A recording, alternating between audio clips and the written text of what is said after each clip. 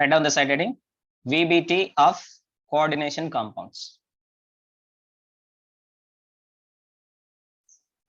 Yes, just now we said about valency bond theory. In that case, if you consider any coordination compound, mainly we go for central metal atom or central metal ion. So if you go for the central metal atom or central metal ion, and we have to check the valency of the central metal atom. And that valency is going to contain s orbitals, p orbitals, as well as d orbitals. So all these are the orbitals that are going to participate in the bond formation at the central metal atom or central metal ion. And these orbitals, s orbital or p orbital or d orbitals of the central metal atom or ion, that is going to provide vacant orbitals. This is the main important point. So what are going to provide? The central metal atom or ion is going to provide vacant orbitals for the entry of the ligands. For the donation of lone pairs by the ligands, the central metal is going to provide the vacant orbitals as s orbitals, p orbitals, and d orbitals. These are going to involve in the bond formation. So this is a brief introduction regarding valency bond theory of coordination compounds. Yes. On the screen, you are seeing the electronic configuration of transition elements. First of all, take the screenshot. To write down, it will take time. Please take a screenshot. All of you, please take a screenshot of this electronic configuration. So being a long-term batch, I'm going to revise you in a fast manner. If any problem is there with my speed, you can tell me. I will slow down the class. And is it okay to all of you to speak in English? Yes, sir. Can I use Yes, Telugu sir. to Telugu? Whatever the language you are comfortable, either English or Telugu, I can use. But mostly you have to learn in English to English only, because in future studies, you are going to deal with English to English, right? So try to understand. If any difficulty is there, you can ask. I will explain in Telugu language also. Yes, first of all, transition elements are classified into 4 series. First series contain scandium, titanium, vanadium, chromium, manganese, iron, cobalt, nickel, copper, zinc. Of course, zinc does not belongs to transition elements because zinc is a secondary group element. So except of the zinc, what are the transition elements of first series means scandium to copper. That is atomic number 21 to 29. Okay. And second series of transition elements is Y, yttrium or yttrium, yttrium atomic number 39 to silver atomic number 47. Please mention the first element and last element of every series. Only for transition elements. Don't consider the last group. Don't consider this last group. Just take the first element of the first series, scandium, atomic number 21. Write down scandium, atomic number 21. Electronic configuration is 4s2 3d1. Scandium, atomic number 21. Z indicating atomic number. Here Z is given. Z is indicating atomic number.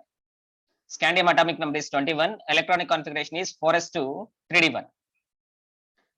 And copper, atomic number 29.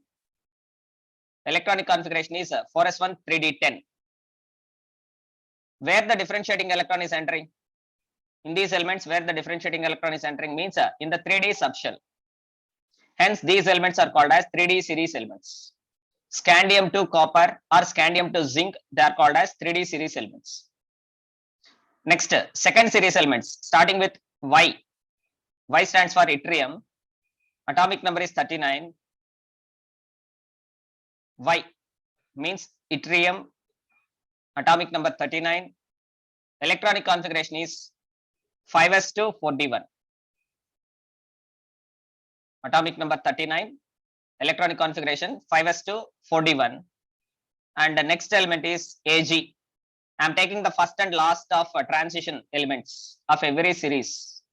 Ag means silver. Atomic number 47. Electronic configuration is 5s1 4d10. Yes, here you can write one more, Pd, palladium.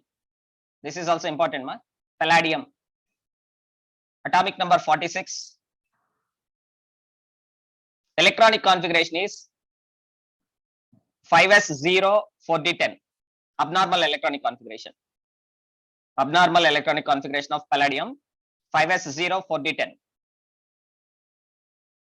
Next 3d that is third series. Third series. The third series is starting with lanthanum, La. La stands for lanthanum. Atomic number 57. This is important. It is a direct question. Write the electronic configuration of lanthanum. For your NEET examination, a straight simple question. Write the electronic configuration of lanthanum. Atomic number 57. Electronic configuration is 6s2 5d1. 6s2 5d1. Yes, if you see 57 atomic number, after 57, what should be the element? 58.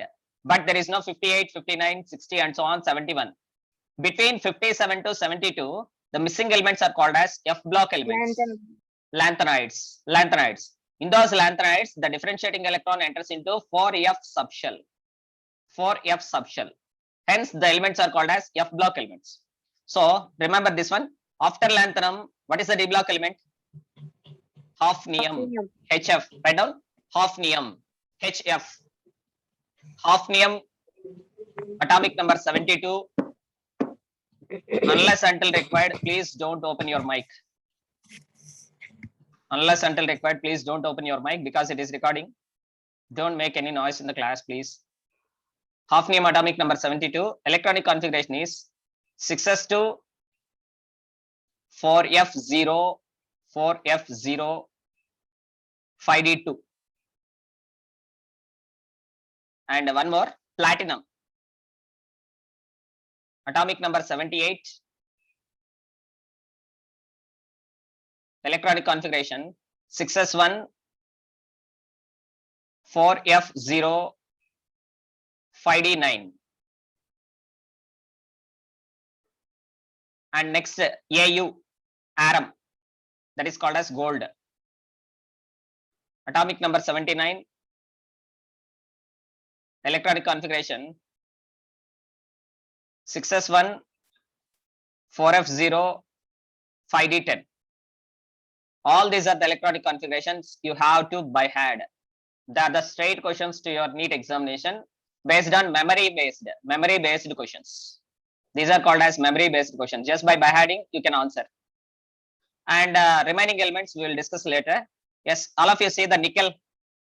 What is the atomic number of nickel? 28. Now tell me, nickel belongs to which series? Whether it is 3D series, 4D series, 5D series, or 6D series means in the nickel, the differentiating electron is entering into which subshell? 3D. Yes, then nickel belongs to 3D series element. Not only nickel, all the scandium to zinc. Once again, scandium, titanium, vanadium, chromium, manganese, iron, cobalt, nickel, copper, zinc. In all these elements, differentiating electron is entering into 3D series. Sorry, 3D subshell. Hence, these elements are called as 3D series elements. Okay? Yes, write down this element Ni.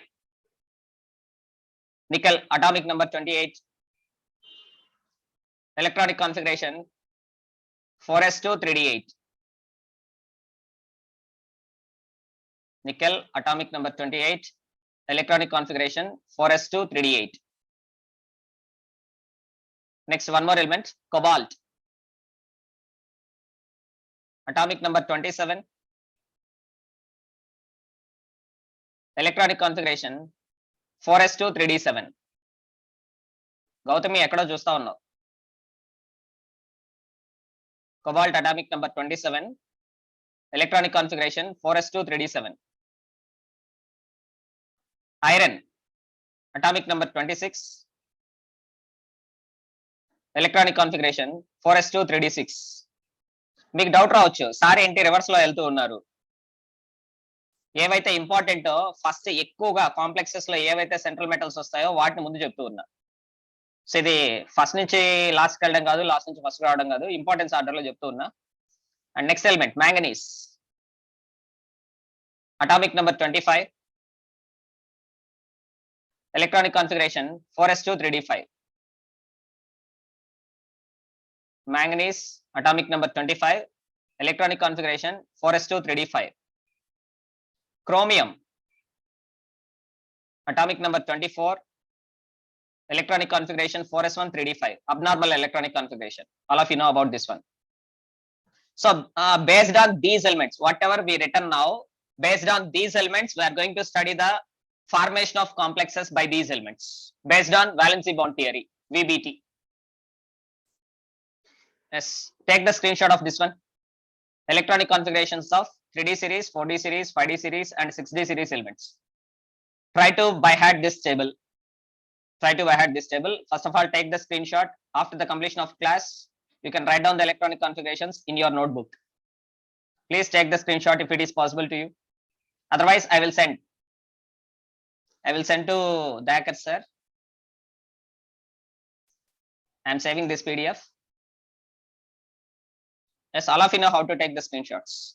Just simply you can take a screenshot. Okay.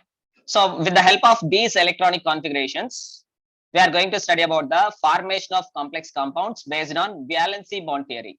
Valency. So we require the electronic configuration of valency of all the elements. That's why we have to by heart all the electronic configurations of these elements.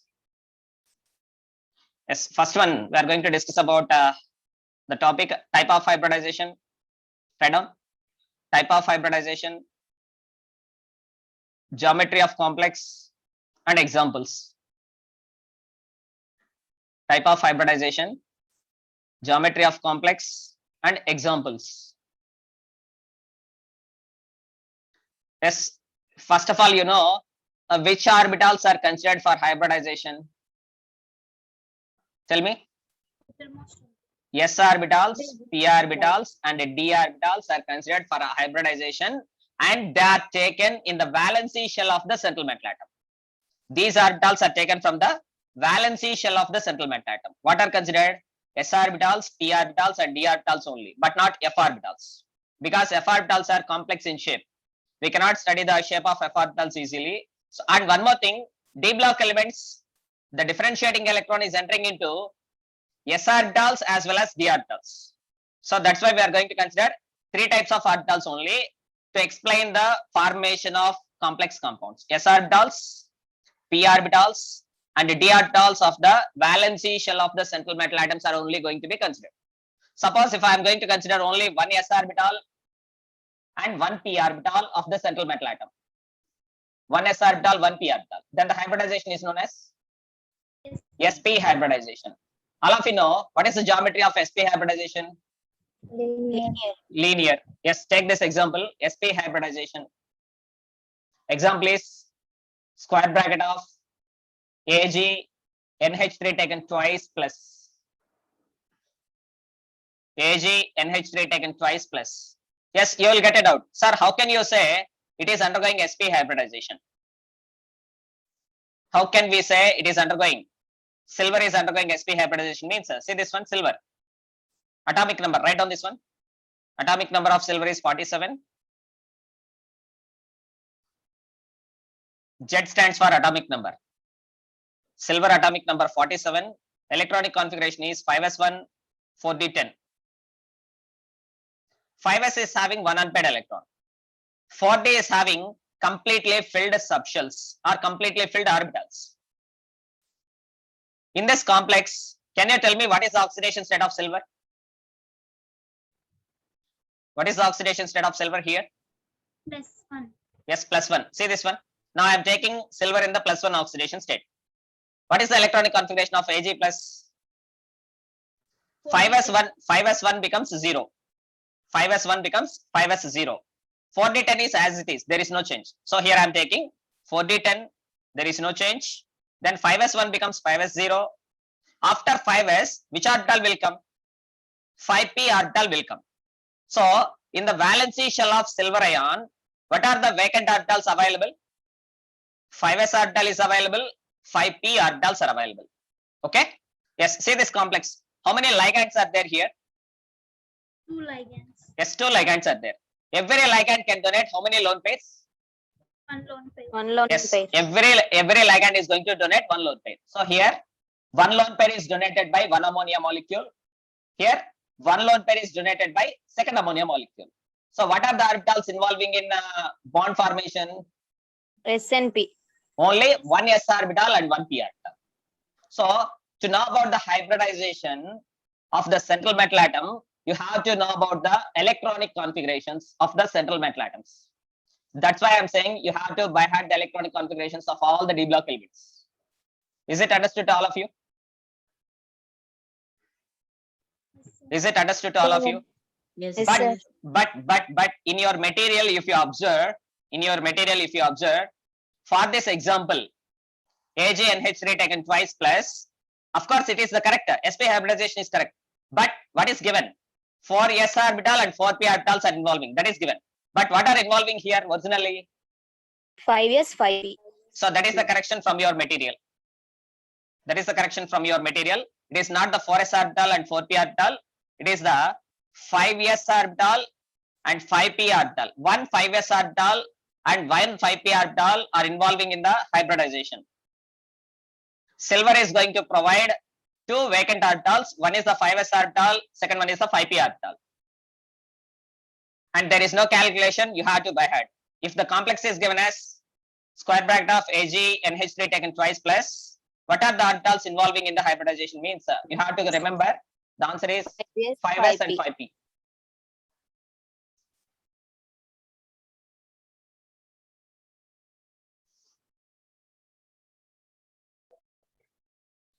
To take the class for you, I am taking my time about 2 hours to prepare this class.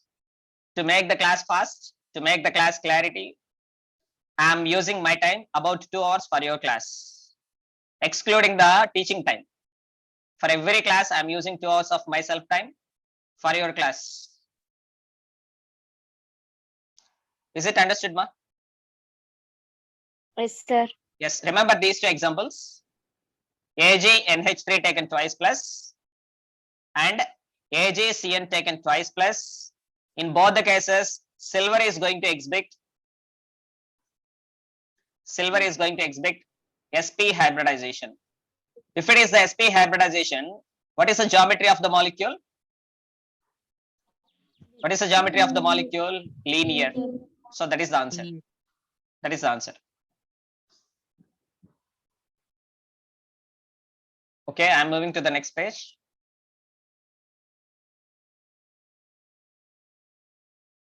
Yes. Next example. Write down. HgI3 minus. Next example. Already I said by using your 2 fingers, any of the 2 fingers, you can enlarge the screen.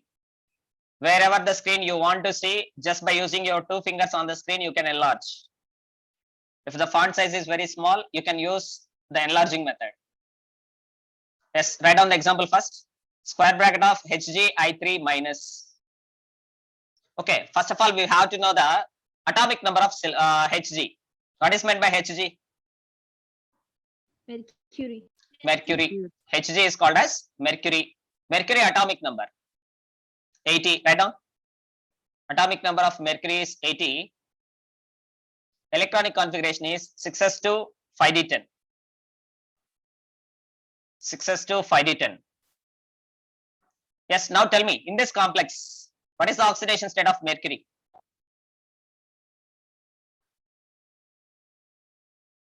In the given complex, tell me.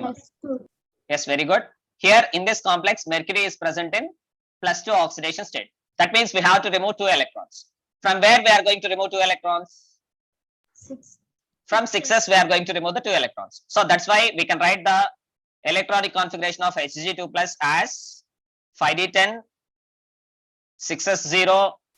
After 6s, 6p orbitals will come. So electronic configuration of Hg2 plus is 5d10, 6s0, 6p0.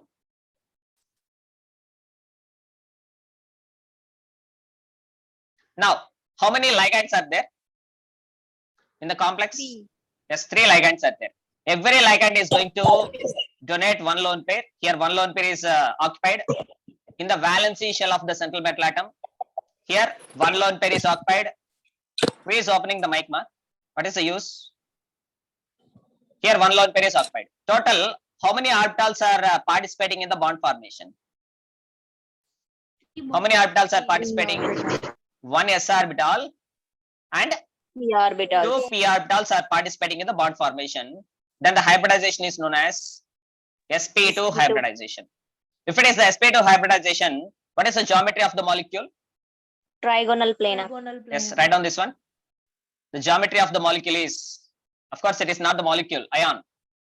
Hg(I3) minus is given. We have to say ion, not the molecule. The complex ion is having the geometry trigonal planar because the central metal atom or the central metal ion Hg is undergoing sp2 hybridization.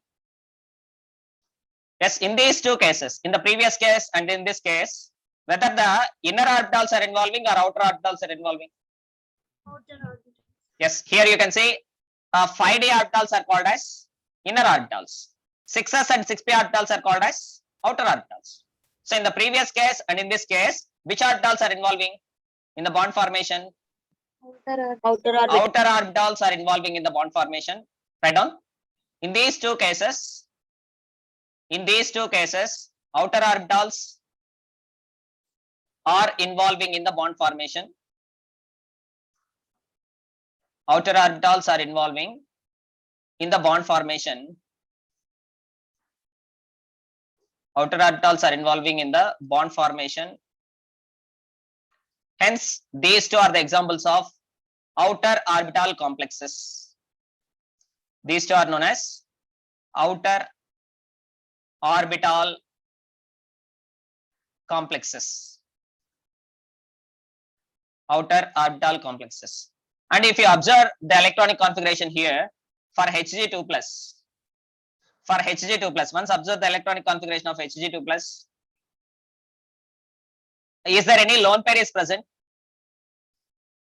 Is there any unpaired electrons are present in Hg2 plus? No, sir. Is there any unpaired electrons are present here? No, sir. No unpaired electrons are present. So after ligands are going to approach, no unpaired electrons are going to be present.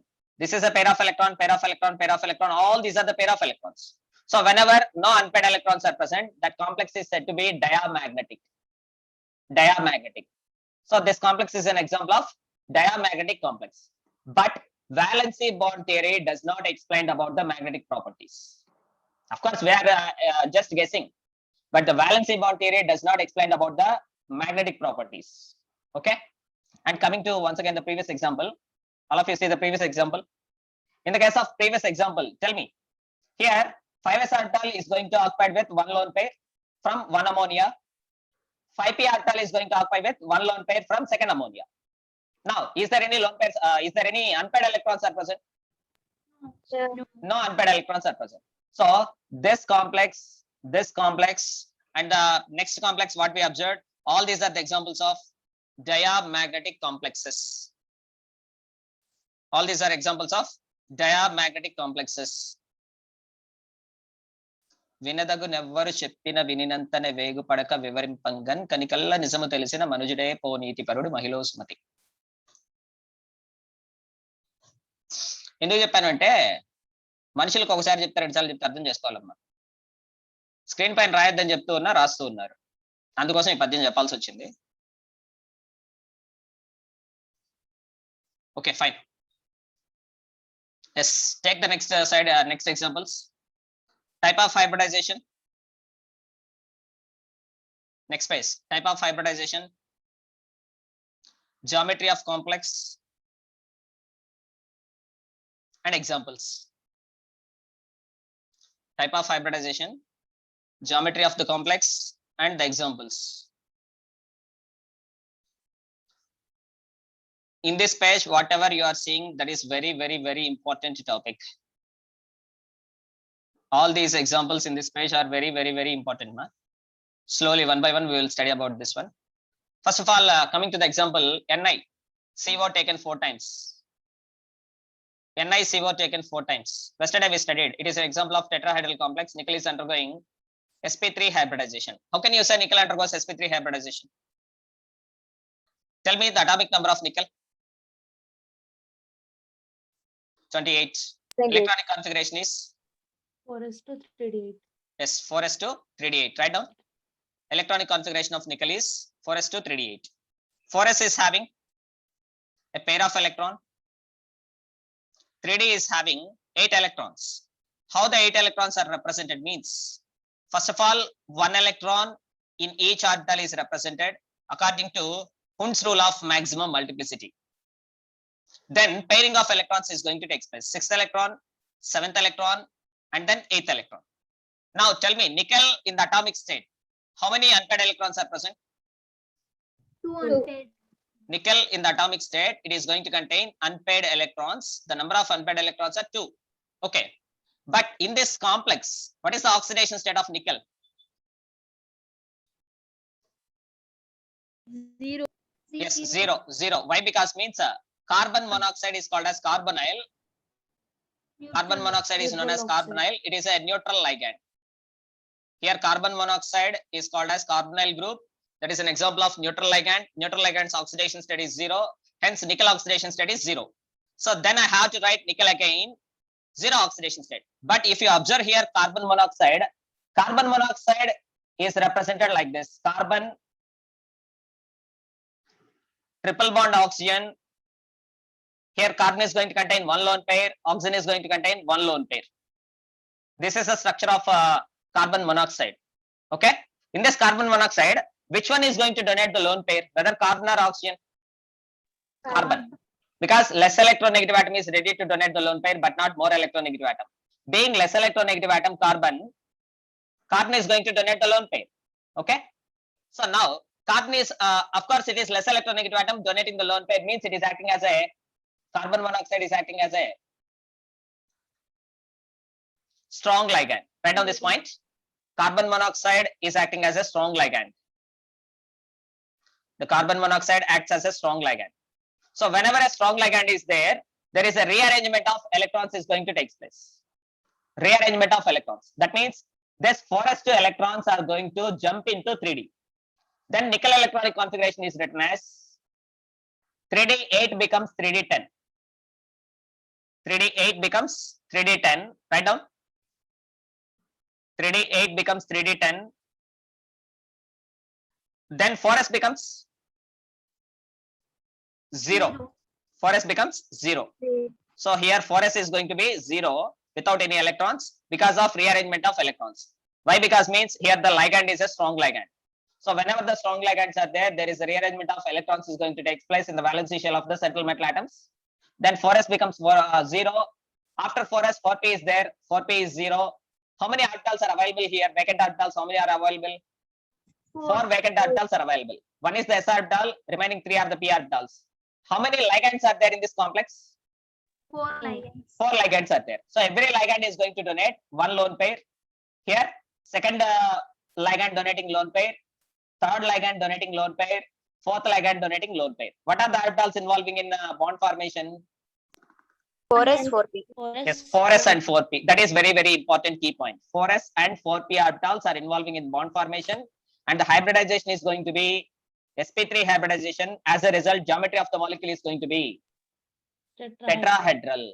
Remember this one, very, very, very important one. NiCO taken 4 times. NiCO taken 4 times is an example of tetrahedral complex. The central metal atom nickel undergoes sp3 hybridization. What about the unpaired electrons? Rearrangement of I am asking about whether there is a presence of unpaired electrons or not. No. Here you can check there is no unpaired electrons. All are the paired electrons. So you can say that NiCO taken 4 times is a diamagnetic. Write on that point. NiCO taken 4 times is a diamagnetic complex because of absence of unpaired electrons. NiCO taken 4 times is a diamagnetic complex because of absence of unpaired electrons. And tell me whether inner orbitals are involving or outer orbitals are involving in the bond formation. outer orbital. Yes. What are the outer orbitals involving in the bond formation? 4s and Yes. Then we can say that it is an example of outer orbital complex. NiCO taken 4 times is an example of outer orbital complex. Outer orbital complex. Of course, here I am using a word strong ligand and weak ligand. But the strength of the ligands was not explained by valency bond theory. Valency bond theory is not saying anything about the strength of the ligands. Just valency bond theory. What the valency bond theory says? What the valency bond theory says? The valency bond theory says that the central metal atom is going to provide, write down this point. The valency bond theory says that the valency bond theory says that the central metal atom is going to provide central metal atom or ion. The central metal atom or ion is going to provide vacant s, comma p and d orbitals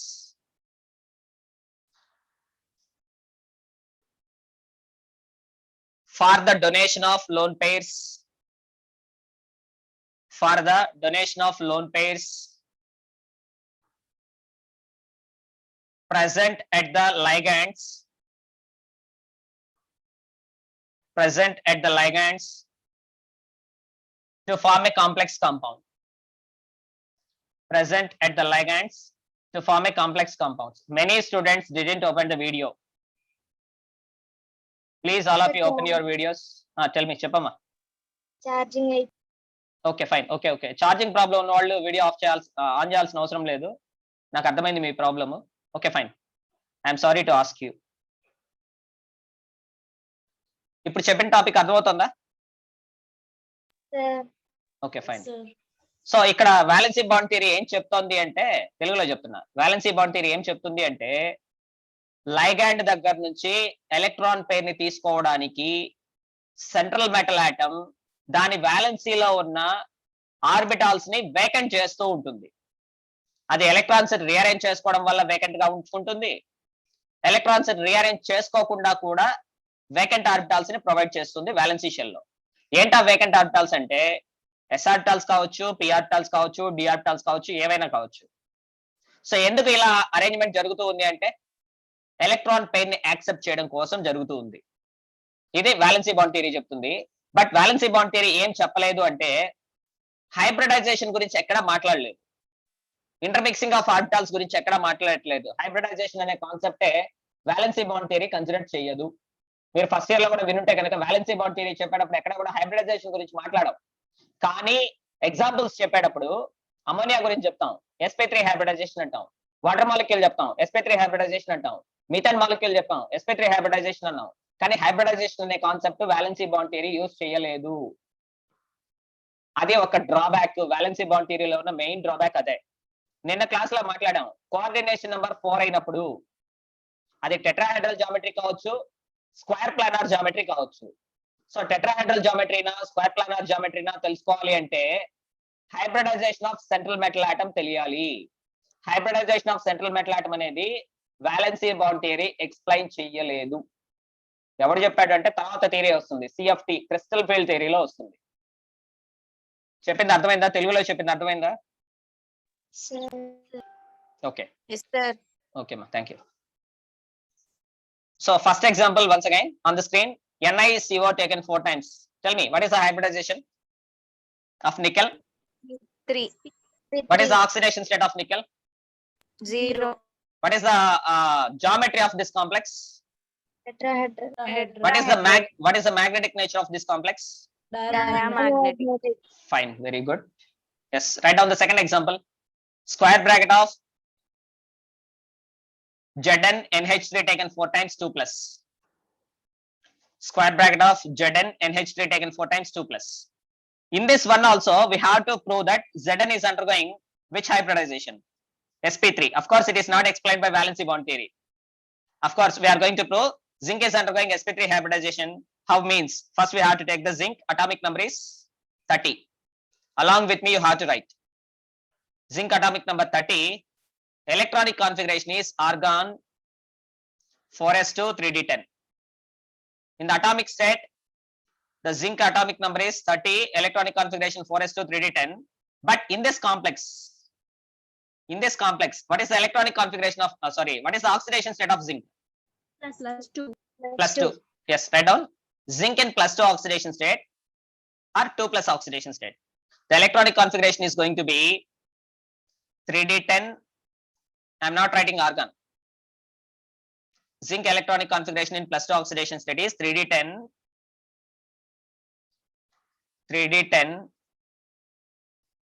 4s0. 4s2 becomes 4s0. After 4s, what is available? 4p is available. 1 s orbital is vacant available.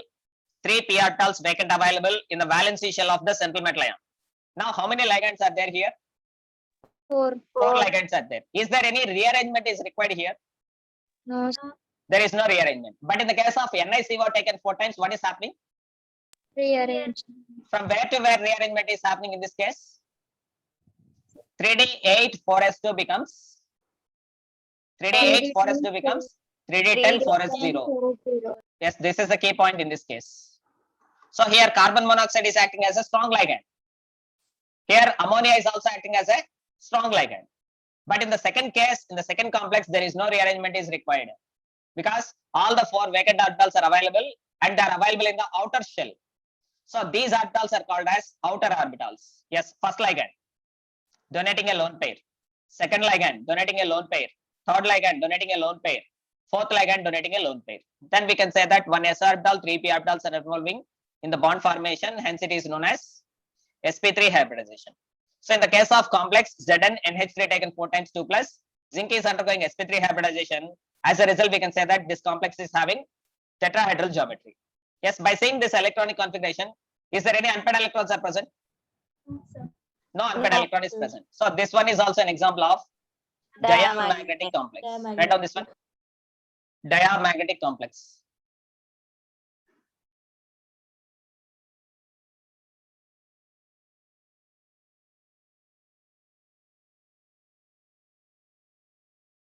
Yes.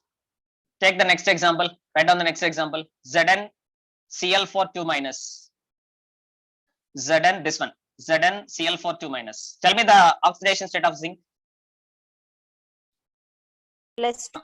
Yes, again +2. Zinc is again present in +2 oxidation state. Electronic configuration once again. 10. Argon 3d10. Yes, argon 3d10. I am not writing argon. 3d10. Yes, no need of any explanation. I think so. I think so. There is no need of explanation to you. You can understand. Zinc is having +2 oxidation state with 3d10 configuration. Then 4s is vacant. 4p is vacant. 4s is having 1 vacant orbital. 4p is having 3 vacant orbitals. Here, how many ligands are there? 4. 4 ligands are there. First ligand donating a lone pair. Second ligand donating a lone pair. Third ligand donating a lone pair. Fourth ligand donating a lone pair. Then we can say that in ZnCl4 2 minus, zinc is undergoing sp3 hybridization and the geometry of the complex is tetrahedral. And if you observe the electronic configuration here, no unpaired electron is present. So this is also an example of diamagnetic complex. And in the first year, you studied about, of course, in the second year also you studied about magnetic moment. What is the formula used to calculate the magnetic moment? Root of n into n plus 2. Once again, mu is equal to, write down the formula, magnetic moment of a complex ion or a complex. Magnetic moment of a complex or a complex ion, mu is equal to square root of n into n plus 2 Bohr magnetons. In the physics, you know about this unit term. Bohr magneton is one of the unit to measure the magnetic moment of the species. What is meant by n value, small n value? Here, small n value indicates number of unpaired electrons. Small n value indicates number of unpaired electrons. Here, in this complex, Zn is present in +2 oxidation state. There is no unpaired electrons. Hence, n value becomes equal to 0. 0 into 0 plus 2, that is total is equal to 0. Magnetic moment of this complex is 0. So, diamagnetic complexes, magnetic moment is equal to 0 Bohr magneton, 0 Bohr magneton or 0. For the diamagnetic complexes, magnetic moment mu is equal to 0. Is it clear? Yes, sir. Let's take the next example. CuX4 2 minus. CuX4 2 minus. Yes మీలో ఎవరో ఒకరు చెప్తూ ఉండండి, నేను రాస్తూ ఉంటా. ఇప్పుడు మీకు అర్థమైతే కనుక మీరు చెప్తూ ఉండండి, నేను రాస్తాను. Now Cu in which oxidation state I have to take? +2. Yes, Cu +2 oxidation state. Tell me the electronic configuration. 4s2 3d9. 4s 4s2 3d9.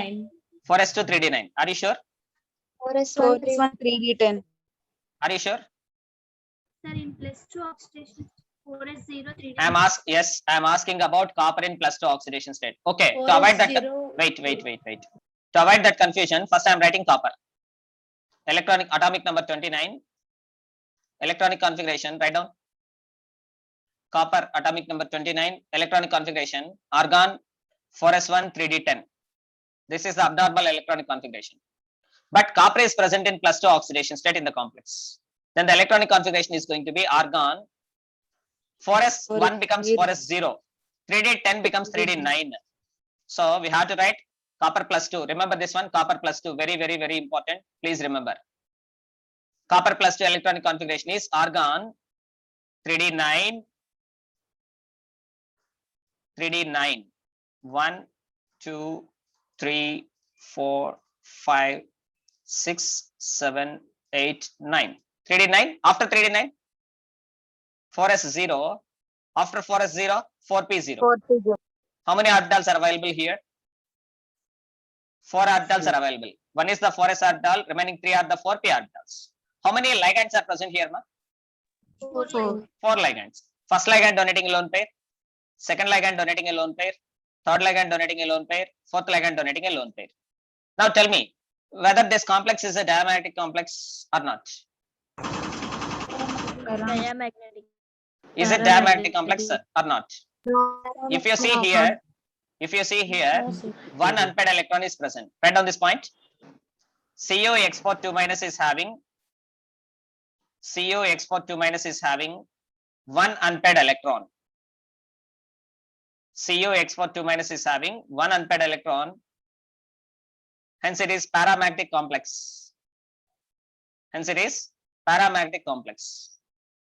Yes, if you know the mu value, you can calculate. Sorry, if you know the n value, number of unpaired electrons, you can calculate the mu value. Magnetic moment. Later you can calculate. Just I am writing the formula. Mu is equal to square root of n into n plus 2 Bohr magnetons. Square root of n into n plus 2 Bohr magnetons. Then mu is equal to square root of 1 into 1 plus 2 Bohr magnetons. 1 plus 2 means 3. Square root of 3. Mu is equal to square root of 3 Bohr magnetons. Square root of 3 means 1 point something. I'm not saying that. Okay, 1.732. 732. Okay, fine, very good. Write down this value also. Very simple, ma. If the number of unpaired electrons is equal to 1, just listen. Don't write, just listen. If the number of unpaired electrons is equal to 1, mu value is equal to 1 point something. If the n value is 2, mu value is equal to 2 point something. Like that. If the n value is equal to 3, mu value is equal to 3 point something. Don't remember that something values. No need of remembering anything, because you are writing the NEET examination, MCQs, all the options will be there. Just remember the concept. Don't try to by heart all those things. Wherever required, there you can by heart. Otherwise, simply you can understand the concept only. Yes. Okay. See the next example. Mn, write down. Mn export 2 minus. Mn export 2 minus. Yes. First of all, tell me the atomic number of manganese. 25. Electronic configuration. Argon. 4s2 3d5. Write down. Argon 4s2 3d5. What is the oxidation state of manganese here? +2. Yes, +2. Now write down the electronic configuration of Mn +2. Manganese in +2 oxidation state. Electronic configuration is argon 4s0. 3d5 4s0. First of all, I am writing 3d5. I am writing the 3d5 configuration. 1, 2, 3, 4, 5. Why I am writing the electrons like this? On which basis? On which principle I am writing the electrons like this? On which basis? On which principle I am writing the electrons like this? Yes. This is the writing of electronic configuration according to Hund's rule.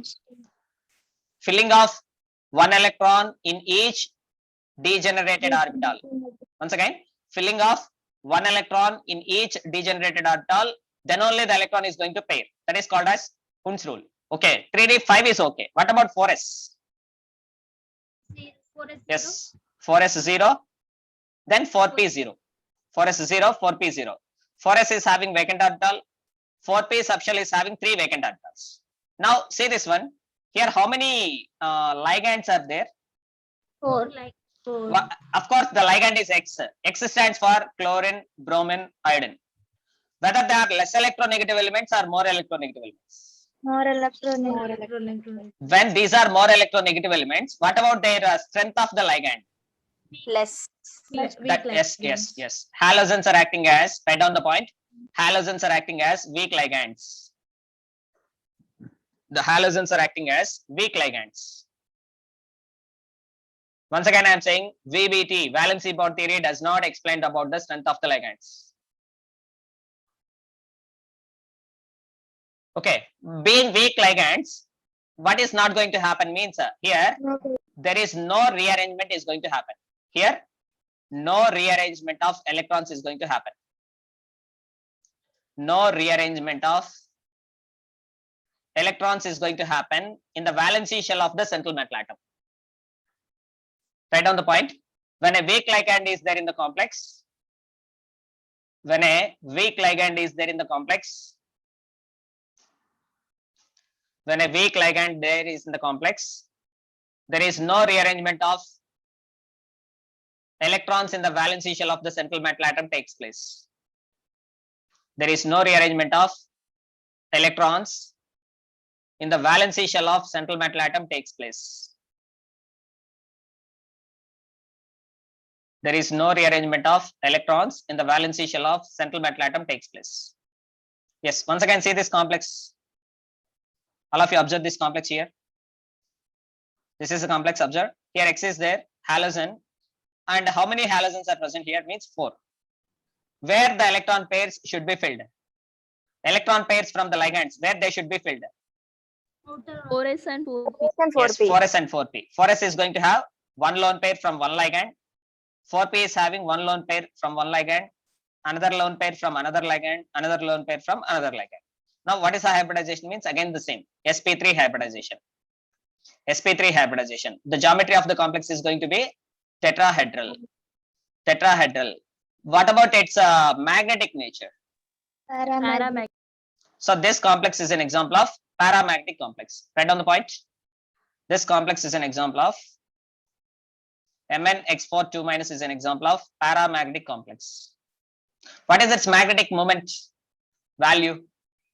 Root 35. 4 point something. Simply you can say 4 point something.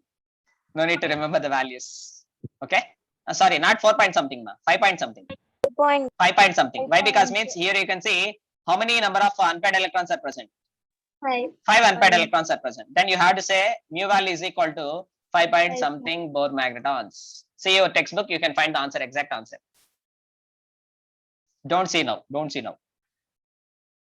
Okay, tell me about this one. Whether it is paramagnetic or diamagnetic. Paramagnetic. Very good. Paramagnetic. Paramagnetic. Very good. What about this one?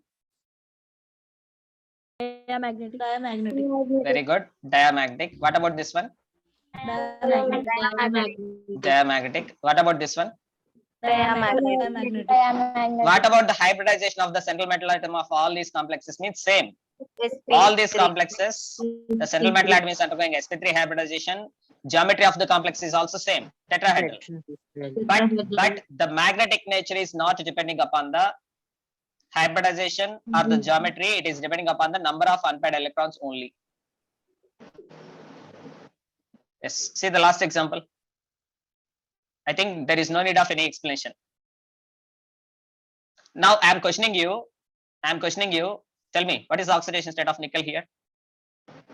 +2. Okay. Okay. Just I am asking. Just you have to answer.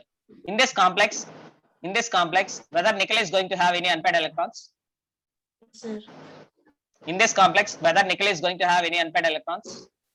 Yes, sir. Tell me, how many unpaired electrons will be there? Two. Very good. 2 unpaired electrons. Then what is the hybridization means? Same. sp3, geometry is tetrahedral, and mu value is equal to 2 point something. So then we can say that this is an example of Paramagnetic. paramagnetic. This is an example of paramagnetic. This is an example of paramagnetic. All these three are the examples of Diamagnetic.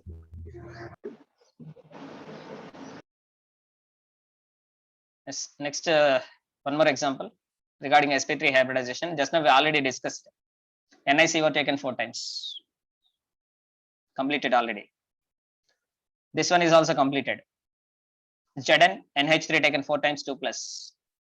All these are also discussed. Cu X4 2 minus, Mn X4 2 minus, Ni X4 2 minus.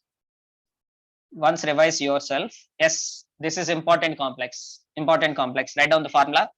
NiCN taken 4 times 2 minus. NiCN taken 4 times 2 minus. The complex given is NiCN taken 4 times. First of all, tell me its IUPAC name. What is its IUPAC name? Anybody please? Tetracyano Nickelate 2 ion. nickelate 2 ion. Write down this one. IUPAC name is important, ma. All the IUPAC names are important. Tetracyano nickelate 2 ion. What is the oxidation state of nickel? +2. +2. What is the electronic configuration of +2 nickel? Or nickel +2? 4s. 3D. 3D8. Write down 3D8. 3D is having 1, 2, 3, 4, 5, then pairing 6, 7, 8. This is the electronic configuration according to Hund's rule. Filling of electrons like this is according to Hund's rule. Then 4s becomes 0. 4p is also 0. Is the now what about the number of ligands? 4 like Number of ligands are 4. Whether they are strong ligands or weak ligands. Cyanide. Strong. Cyanide is an example of strong ligand. When strong ligand is there, what will happen? Rearrangement. Rearrangement of electrons will happen. Rearrangement of electrons will happen in the valency shell of the central metal. Yes, see this one. 3D8 is there. How many unpaired electrons are present here? 2. 2 unpaired electrons are present. Now this one of the electron is going to jump from this orbital to this orbital. Now what is going to be available? One vacant d orbital in the inner shell is available. Write down that point. One vacant d orbital is available in the inner shell. Please mute yourself. One vacant d orbital is going to available in the inner shell. That is 3d orbital is going to be available. And one 4s orbital is available. 3 4p orbitals are available. Now, how many ligands are there means 4 ligands are there. Here, one ligand is going to donate a pair of electron. Second ligand going to donate a pair of electron. Third ligand going to donate a pair of electron. Fourth ligand is going to donate a pair of electron. What are the orbitals participating in the bond formation? 1 D, S, D, S, S, Yes, one d orbital, one s orbital, and 2 p orbital. So initially, what is involving d orbital? D orbital. Then this type of complexes are called as In inner orbital complexes. Very, very, very important. Inner orbital complex. NiCN taken 4 times 2 minus. Once again, NiCN taken 4 times 2 minus is an example of inner orbital complex. And the hybridization of nickel is DsP2. DsP2. What is the coordination number, ma? 4. Coordination number is 4. Here Cn stands for coordination number. Don't consider as cyanide. If I am writing cyanide, I am going to write clearly as Cn minus. Then only it is indicating as cyanide. If I am writing Cn, that is indicating coordination number 4. If the coordination number is 4, there are 2 possibilities for the geometries. First possibility is tetrahedral. Second possibility is square planar. valency bond theory does not explain about the geometry of the coordination number 4 complexes. Once again, the point, the geometry of the coordination number 4 complexes is not explained by valency bond theory. Write down the point. Valency bond theory does not explain valency bond theory, simply VBT does not explain the exact geometry of the complexes with coordination number 4. Valency bond theory does not explain the exact geometry of complexes with coordination number 4. So to know about the exact geometry, what is required? We have to know about the strength of ligand.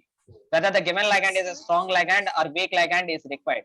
So the strength of ligands was not explained by valency bond theory. Okay, coming to this example once again. NiCN taken 4 times 2 minus. Whether it is a diamagnetic complex or paramagnetic complex. Diamagnetic. Yes, here you can see now. All the electrons are paired. Here also you can see all the electrons are paired. There is no unpaired electron. So this complex is also an example of diamagnetic complex. Magnetic moment mu is equal to 0. If it is diamagnetic, very clear, magnetic moment mu is equal to 0. Now, what is the geometry of this complex? Square plane. Yes, square planar. Why? Because the nickel is undergoing a dsp2 hybridization but not sp3 hybridization. So if the complex with coordination number 4, the central atom undergoes dsp2 hybridization, then only the geometry of the complex is going to be square planar.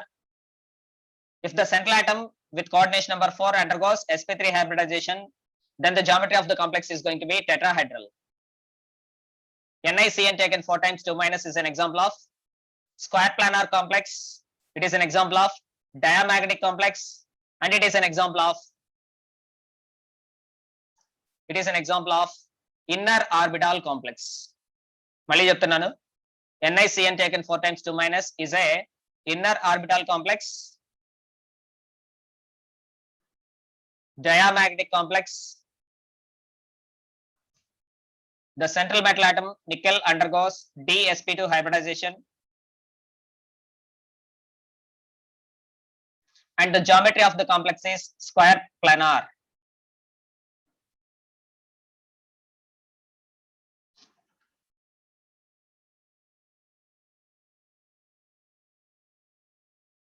చెప్పేది అర్థమవుతుందా? Yes, sir. Next example. Yes, on the screen you can see now. sp3d hybridization. Okay, I am going to ask you one question. In the first year chemistry, you studied about sp3d hybridization. What is the example you studied there? PCl. Yes, PCl5, phosphorus pentachloride. Of course, here phosphorus is not a d block element. Of course, on the screen you are seeing the example SbF5 2 minus. Here also there is no transition element. So I am not going to explain this complex because we are discussing only about complex compounds. So simply you can remember SbF5 2 minus, SbF5 2 minus, and IF5. The central atoms are undergoing sp3d hybridization. The geometry of the complex is going to be, yes, okay, wait a minute. Tell me, in PCl5, what is the geometry, ma? Trigonal bipyramidal. Very good. Write down. In PCl5, the geometry is trigonal bipyramidal.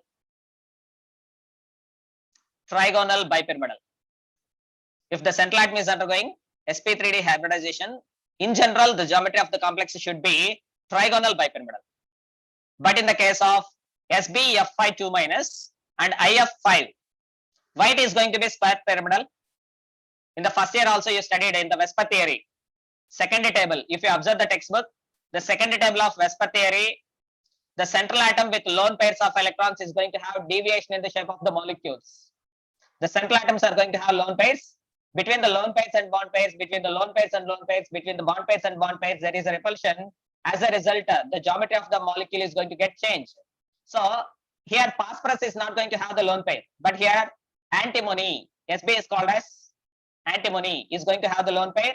Iodine is going to have the lone pair. As a result, the geometry of the molecule or the complex is going to change from trigonal bipyramidal to square pyramidal. Very, very, very, very important. Not from this chapter, from the first year chapter, chemical bonding.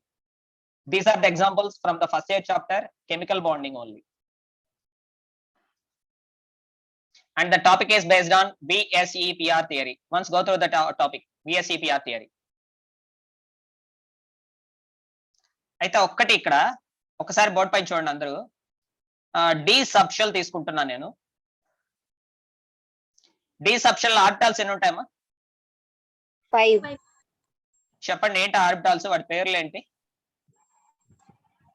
DXY, DXY orbital, DYZ, DYZ orbital, DZX, DXZ orbital or XZ orbital, dx square y square orbital, and dz square orbital.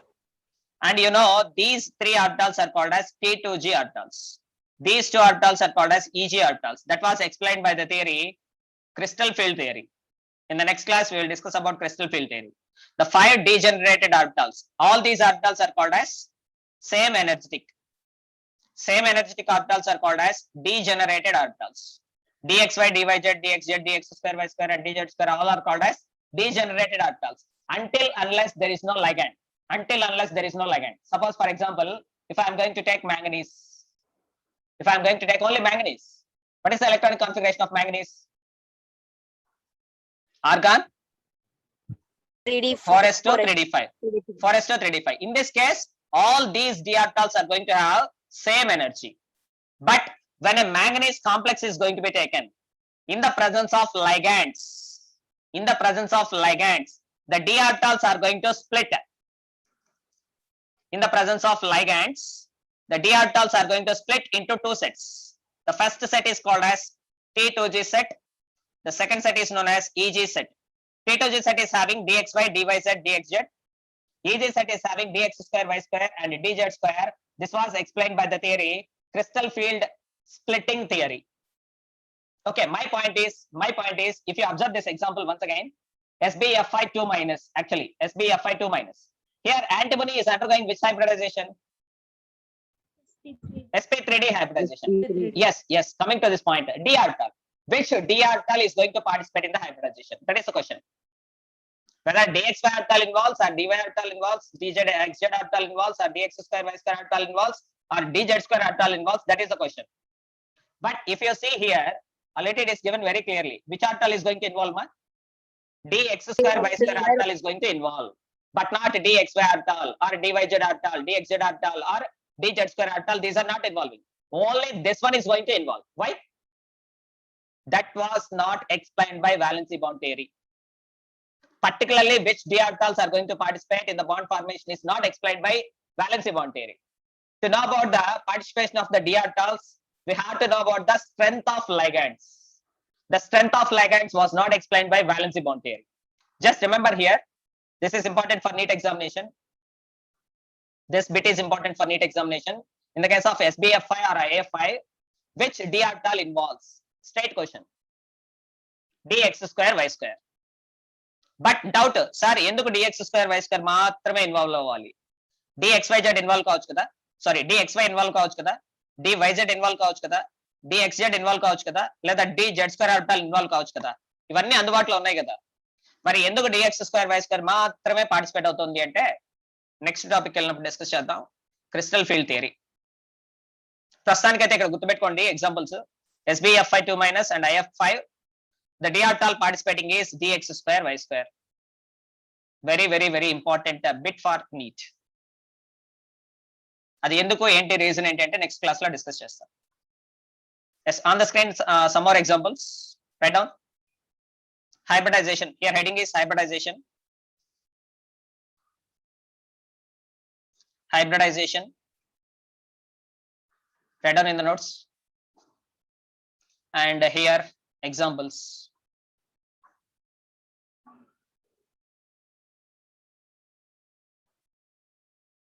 Yes, first example right. Square bracket of Cr NH3 taken 6 times 3 plus.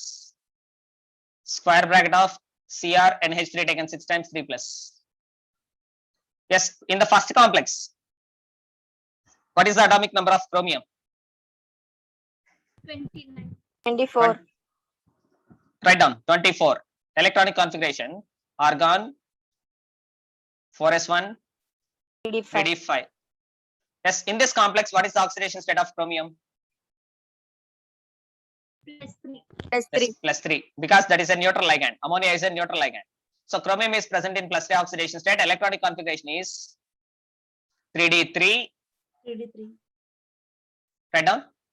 Electronic configuration of chromium is in the plus 3 oxidation state is 3d3, 4s0, 4p0, and 4d0. This is important. 4d0, 4s0, 4p0, 4d0. 4s is having 1 vacant orbital, 4p is having 3 vacant orbitals, 4d is having 5 vacant orbitals. And if you observe here ammonia NH3, whether it is a strong ligand or weak ligand, Strong Strong. ligand. yes, it is a strong ligand. Being a strong ligand, what will happen? Rearrangement. But if you observe here, at the chromium 3 plus, suppose this electron is going to be removed and that electron is going to rearrange here. Can this electron rearranges? No. No, No, no. sir. Only one electron is there. There is no rearrangement is possible. Okay. In the inner shell of the chromium, how many d orbitals are available? Vacant orbitals? 3 years. 3. 3 d orbitals are available. 3 d orbitals are available. Suppose I am going to take d orbital 3, s orbital 1, and p orbital is 1. How many orbitals are available, Ma? 3 d orbitals, 1 s orbital, 2 p orbitals. Total available orbitals are 6. What is the coordination number here? 6. Coordination number is 6. How many vacant orbitals are required? 6 vacant 6. orbitals are required. So generally we are going to expect the hybridization is d3 sp2, but it is not going to exist. It is not going to exist. That means even though in this complex ammonia is a strong ligand, but there is no rearrangement of electron pairs is going to take place. This is the experimental data, not the theoretical. According to the experiments, in the chromium 3 plus, there is no rearrangement of electron pairs is going to take place. When there is no rearrangement of electrons is going to take place, tell me the electronic configuration of chromium 3 plus. Chromium 3 plus electronic configuration. 3d3. 3d3, 3d3, write down 3d3, having 3 unpaired electrons, there is no rearrangement is going to take place. Then 4s is 1 vacant orbital, 4p is having 3 vacant orbitals, 4d is having 5 vacant orbitals are available. 5 vacant orbitals are going to available. But how many ligands are there here? Means only 6. Only 6. So here one lone pair is donated by one ligand, one lone pair is donated by second ligand, one lone pair is donated by third ligand, one lone pair is donated by fourth ligand, one lone pair is donated by fifth ligand, one lone pair is donated by sixth ligand. All are completed. Now tell me, what are the orbitals involving in the hybridization? 2 What are the orbitals? I am writing TWO2 to avoid the confusion. TWO2, 2 d orbitals, 1 s orbital, 1 s orbital, and 3p on 3 p orbitals. Okay, what is the hybridization? octahedral. D. C2 sp3. Yes, 3. 2 d orbitals are there. Then we have to say d2 sp3. But generally, what we are going to expect? D3 sp2. We are going to expect a d3 sp2. It is not happening. Why it is not happening? Even though ammonia is a strong ligand, in general rearrangement should take place, but experimentally it is observed that in this complex there is no rearrangement is going to take place. Now tell me, how many number of unpaired electrons are present in this complex? 3. Then magnetic moment is equal to mu is equal to 3 point something Bohr magneton. అదే intermediate exam అయితే ఇక్కడ something కూడా ఏంటో calculate చేయాలి. అక్కడ options లో 3 point something value ఉంటుంది, దాన్ని బబుల్ చేస్తే సరిపోతుంది. మీకు డౌట్ రావచ్చు, సార్ 3.1 3.2 రెండు ఆప్షన్స్ ఉంటాయా? ఉండవు. 3 తో ఒక్క ఆప్షన్ ఉంటుంది. సో అర్థమైంది అనుకుంటున్నా. సో ఒక్కటే గుర్తుపెట్టుకోండి, స్ట్రాంగ్ లైగాండ్ ఉన్న ప్రతిసారి రీఅరేంజ్మెంట్ ఆఫ్ ఎలక్ట్రాన్స్ జరుగుతుందా? జరగట్లేదు. ఎందుకు జరగట్లేదో కూడా ఎక్స్ప్లెయిన్ చేయలేదు valency bond theory. Valency bond theory ఏం చెప్తుంది అంటే, ఒక సెంట్రల్ మెటల్ ఆటమ్ వాలెన్సీలో ఉన్న ఆర్బిటాల్స్ లైగాండ్స్ దగ్గర నుంచి ఎలక్ట్రాన్స్ తీసుకోవడం కోసం రీఅరేంజ్మెంట్ జరగచ్చు, జరగకపోవచ్చు అని చెప్తుంది. కానీ ఎందుకు జరుగుతుంది, ఎందుకు జరగదు రీజన్ చెప్పలేదు. The reason was not explained why the rearrangement is going to happen or not going to happen. That was not explained by the valency bond theory. So many drawbacks are there in the valency bond theory. Yes, coming to the next example. Yes, wait a minute, ma. Once again, say this one. First complex once again. Square bracket of Cr and H3 taken 6 times 3 plus. First of all, tell me whether it is paramagnetic or diamagnetic. Paramagnetic. Whether it is inner orbital complex or outer orbital complex. Inner orbital. Very simple logic. If D is going to start, if the hybridization starts with a D, that is called as inner orbital complex. Very simple logic. If hybridization starts with a D, that is indicating it is an inner orbital complex. Suppose if sp3d2 is given, where the D is present at the last, then it is said to be as outer orbital complex. Remember this one. If sp3 hybridization is given, the complex is called as outer orbital complex. If D2 sp3 hybridization is given, the complex is called as inner orbital complex. Very important example, this one. Cr and H3 taken 6 times 3 plus is an example of inner orbital complex. Even though it is inner orbital complex, it is going to be paramagnetic. But 95% to 99% inner orbital complexes are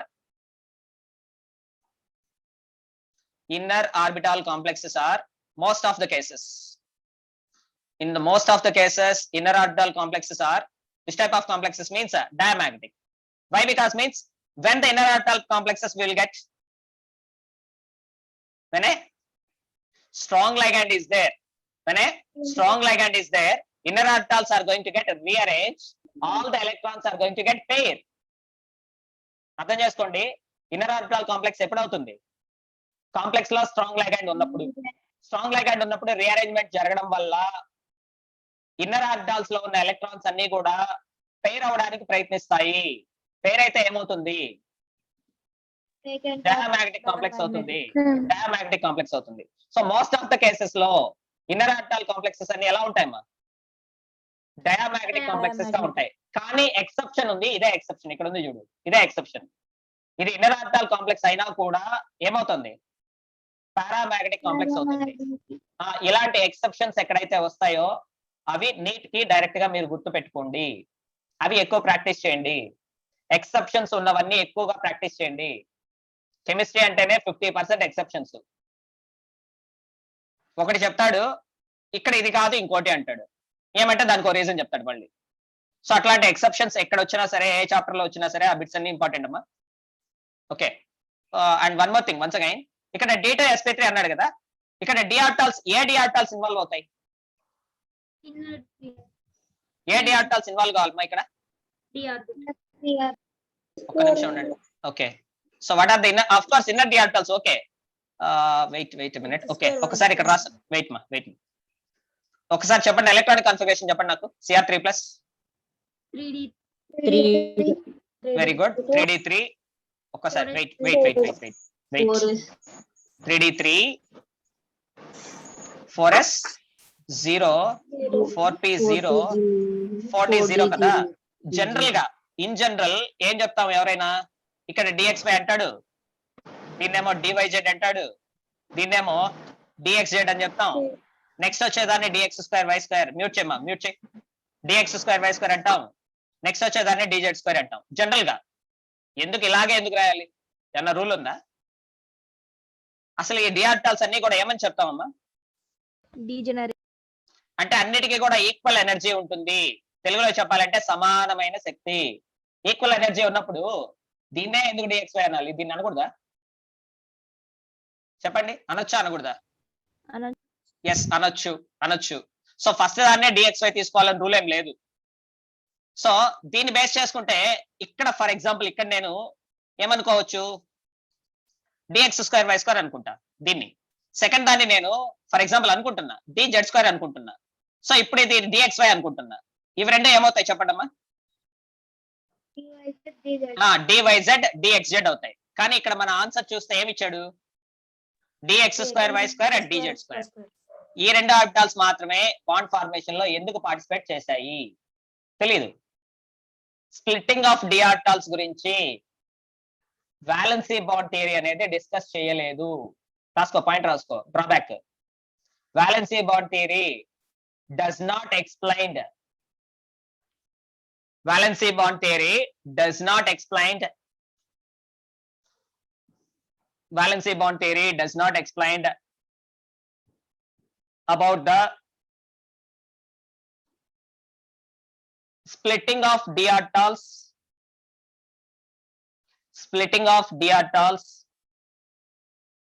in the valency shell of the central metal atom or ion.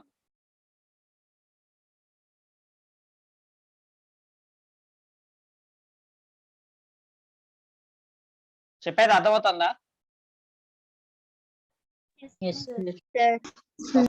Okay. So ఇక్కడ ఈ complexes అన్ని గుర్తుపెట్టుకోండి. ఈ complexes 3 రాసుకోండి. Square bracket of CrNH3 taken 6 times 3 plus square bracket of Mn Cn taken 6 times 3 minus square bracket of Fe Cn taken 6 times 3 minus. In all these complexes, central metal atoms are undergoing D2sp3 hybridization. If it is D2sp3 hybridization, the orbitals involving are dx square y square orbital and dz square orbital. ఇది neat కి important bit. ఇది ఎందుకు ఎలా వచ్చింది అనేది next topic లో వస్తుంది. CFT crystal field థియరీలో వస్తుంది. ఆ రెండు ఆర్బిటాల్స్ ఎందుకు పార్టిసిపేట్ చేశాయి అంటే నెక్స్ట్ టాపిక్ లో వస్తుంది. సో ప్రస్తుతానికి అయితే గుర్తుపెట్టుకోండి, రేపు నేను క్వశ్చన్ చేసినప్పుడు ఆన్సర్ చేయగలగాలి. ఈ 3 కాంప్లెక్సెస్ ఇంపార్టెంట్ అమ్మా, నీట్ కి వెరీ వెరీ ఇంపార్టెంట్.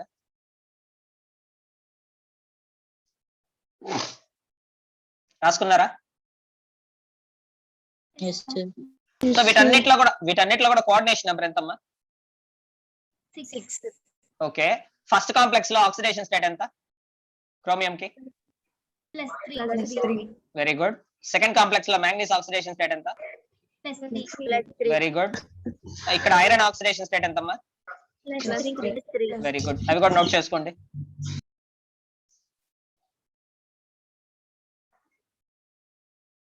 అండ్ ఇక్కడ ఇంకా గమనిస్తే కనుక ఈ లైగాండ్స్ అన్ని కూడా గమనించండి. ఇవన్నీ కూడా ఎలాంటి లైగాండ్స్ ఇచ్చాడు?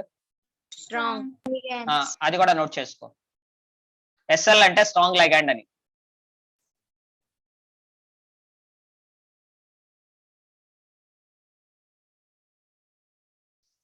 రాసుకున్నారా?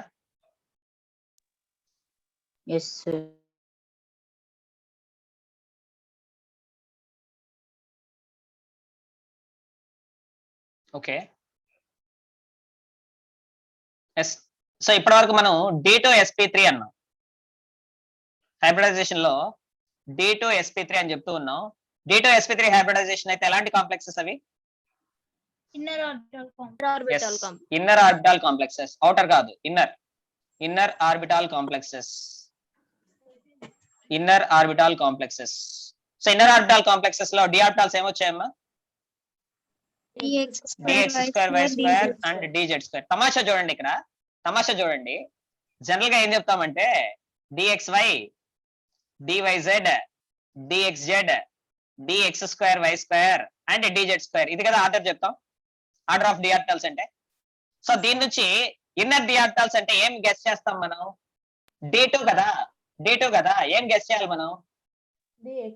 dxy dyz గెస్ చేయాలి కదా. కానీ ఏమైంది చూడండి, dx square y square dz square అవుతుంది. సో ఇన్నర్ ఆర్బిటాల్ కాంప్లెక్స్ వచ్చినప్పుడు మనకి ఇన్వాల్వ్ అవుతున్న ఆర్బిటాల్స్ ఏంటి? dx square why square and dz square. అలాగే ఇక్కడ చూడు అవుటర్ ఆర్బిటాల్ కాంప్లెక్స్ ఇది sp3d2 హైబ్రిడైజేషన్ అంటున్నాడు. So sp3d2 hybridization is indicating it is an which type of complex? Outer orbital. Write down that point. sp3d2 hybridization, the complexes are outer orbital complexes. Outer orbital complexes. Of course ఇక్కడ కూడా చూడండి ఏమి ఇచ్చాడు? dx square why square and dz square ఇస్తున్నాడు. సరే, మనకు అర్థమైన దాని ప్రకారం ఇన్నర్ ఆర్బిటాల్ కాంప్లెక్సెస్ లో dx square why square dz square అయితే అవుటర్ ఆర్బిటాల్ కాంప్లెక్సెస్ లో ఏం గెస్ చేస్తాం? dxy dxy dyz అన్న అయి ఉండాలి, లేదా dyz dxz అన్న అయి ఉండాలి, లేదా dxy dxz అన్న అయి ఉండాలి. కానీ ఇక్కడ కూడా చూడండి ఏమైంది, అది ఇన్నర్ ఆర్బిటాల్ కాంప్లెక్స్ అయినా అవుటర్ ఆర్బిటాల్ కాంప్లెక్స్ అయినా డి ఆర్బిటాల్స్ ఏం పార్టిసిపేట్ చేస్తున్నాయమ్మా? dx square why square and dz square.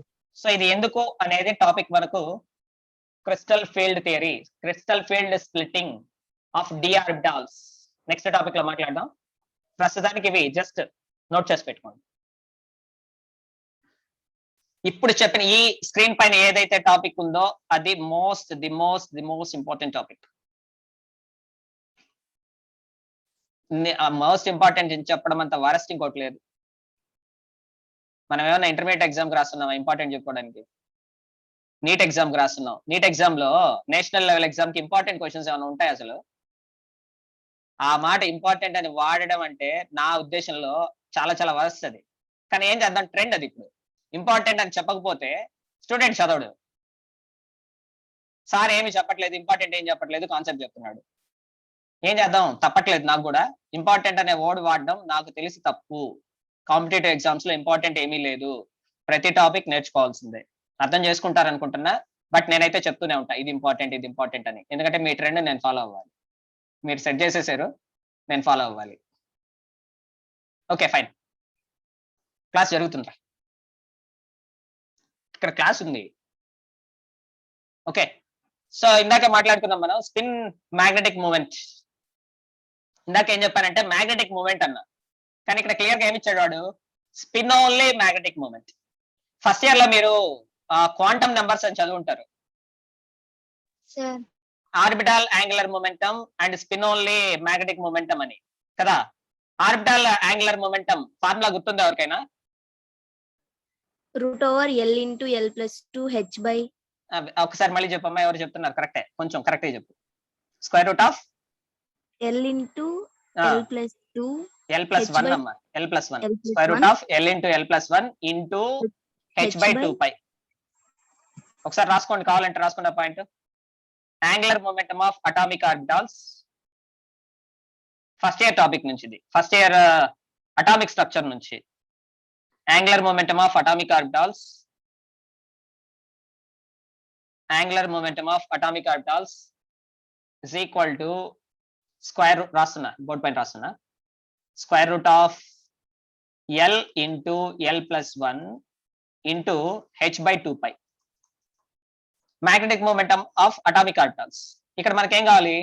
Spin only magnetic moment of the electrons in the complex. Formula is mu S. S అని ఎందుకు అంటున్నాం? Spin only magnetic moment కదా, కాబట్టి S అంటున్నాడు. Otherwise mu or mu S is equal to square root of n into n plus 2 where small n stands for number of unpaired electrons. Small n stands for number of unpaired electrons.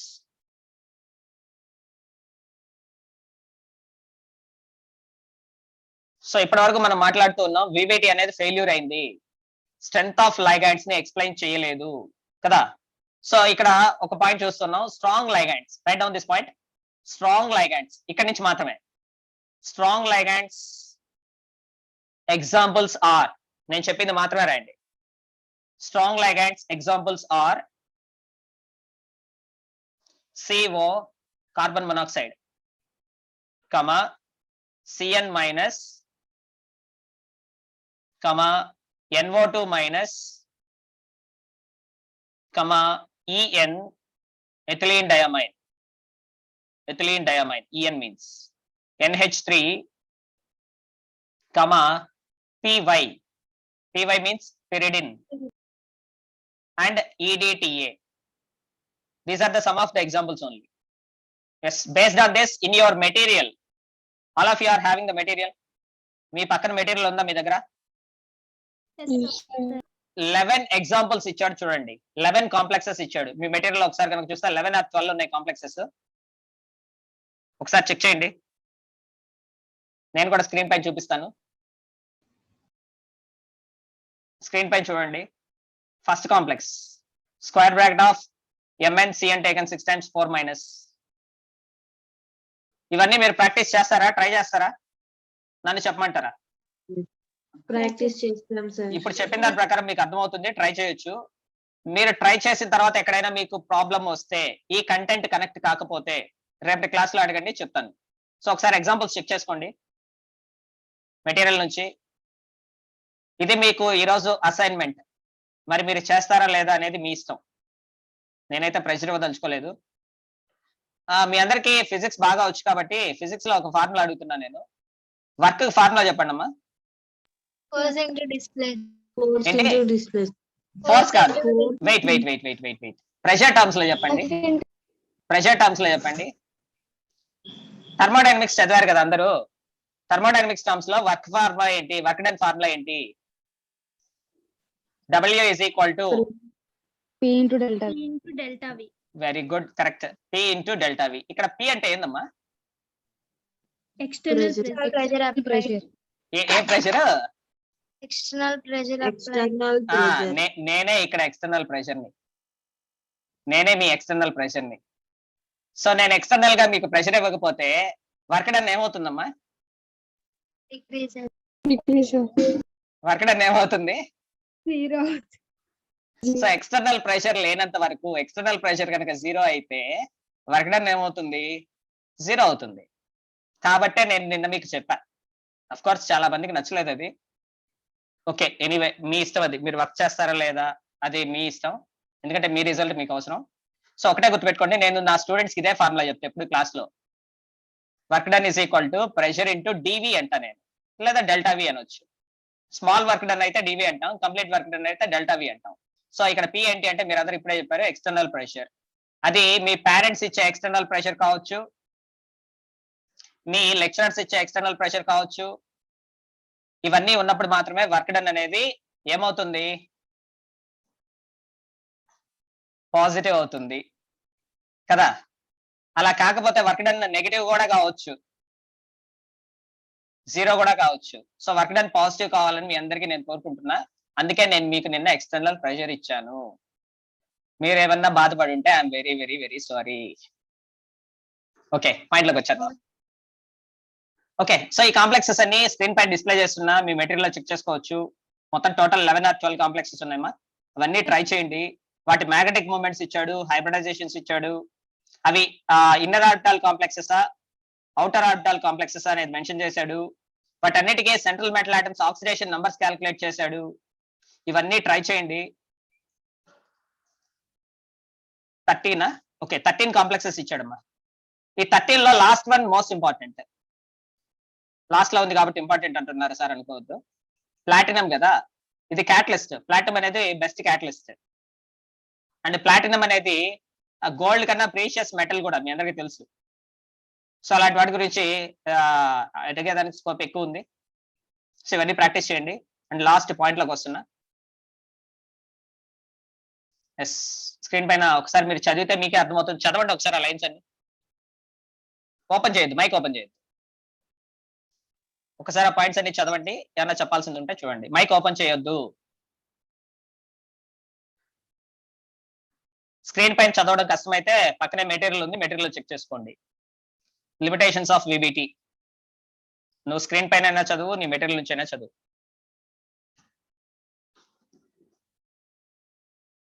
Intermediate exam రాసేటప్పుడు అయితే ఇది important 2 marks కి. మనం ఇప్పుడు ఏం intermediate రాయట్లేదు కదా.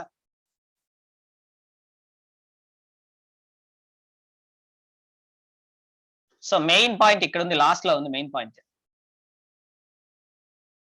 It does not distinguish between weak ligands and strong ligands. Okay, ఇవాళ class అర్థమైంది అనుకుంటున్నా. టైం ఎంత అయిందో చూద్దాం. 5:37. యాక్చువల్గా నా క్లాస్ ఎప్పటి నుంచి ఎప్పటిదాకా? 4:30 to 6 5:30 4 to 5:30. 4 to 5:30. 5:30 4 to 5:30. Okay, నేను టైం పట్టించుకున్నాను. ఒకసారి క్లాస్లో వెళ్తే అయిపోయింది, టైం అయిపోయింది, 7 minutes దాటిపోయింది.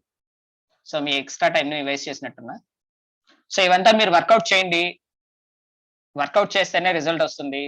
ఎవరైనా మీ లెక్చర్స్ ప్రెషర్ ఇచ్చినప్పుడు తీసుకోండి, వర్క్ డన్ చేయండి, అంతే చెప్పగలిగేది. డౌట్స్ ఏమైనా ఉంటే అడగొచ్చు. 1 or 2 minutes టైం ఇస్తున్నా.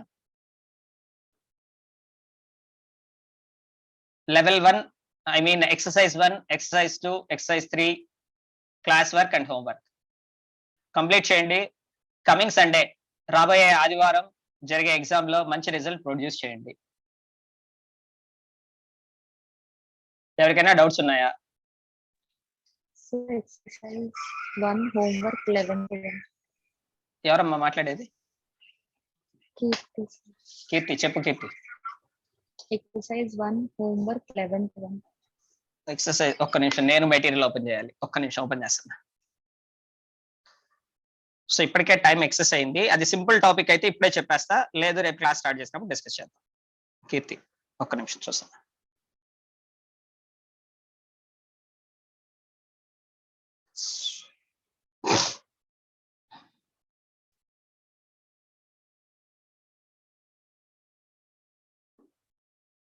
ఇక్కడ ఉంది, ఒక్క నిమిషం లైన్లో ఉండమ్మా, చెక్ చేస్తున్న మెటీరియల్.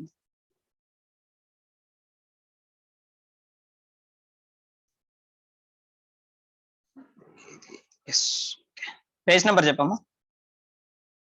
157. 157. 57.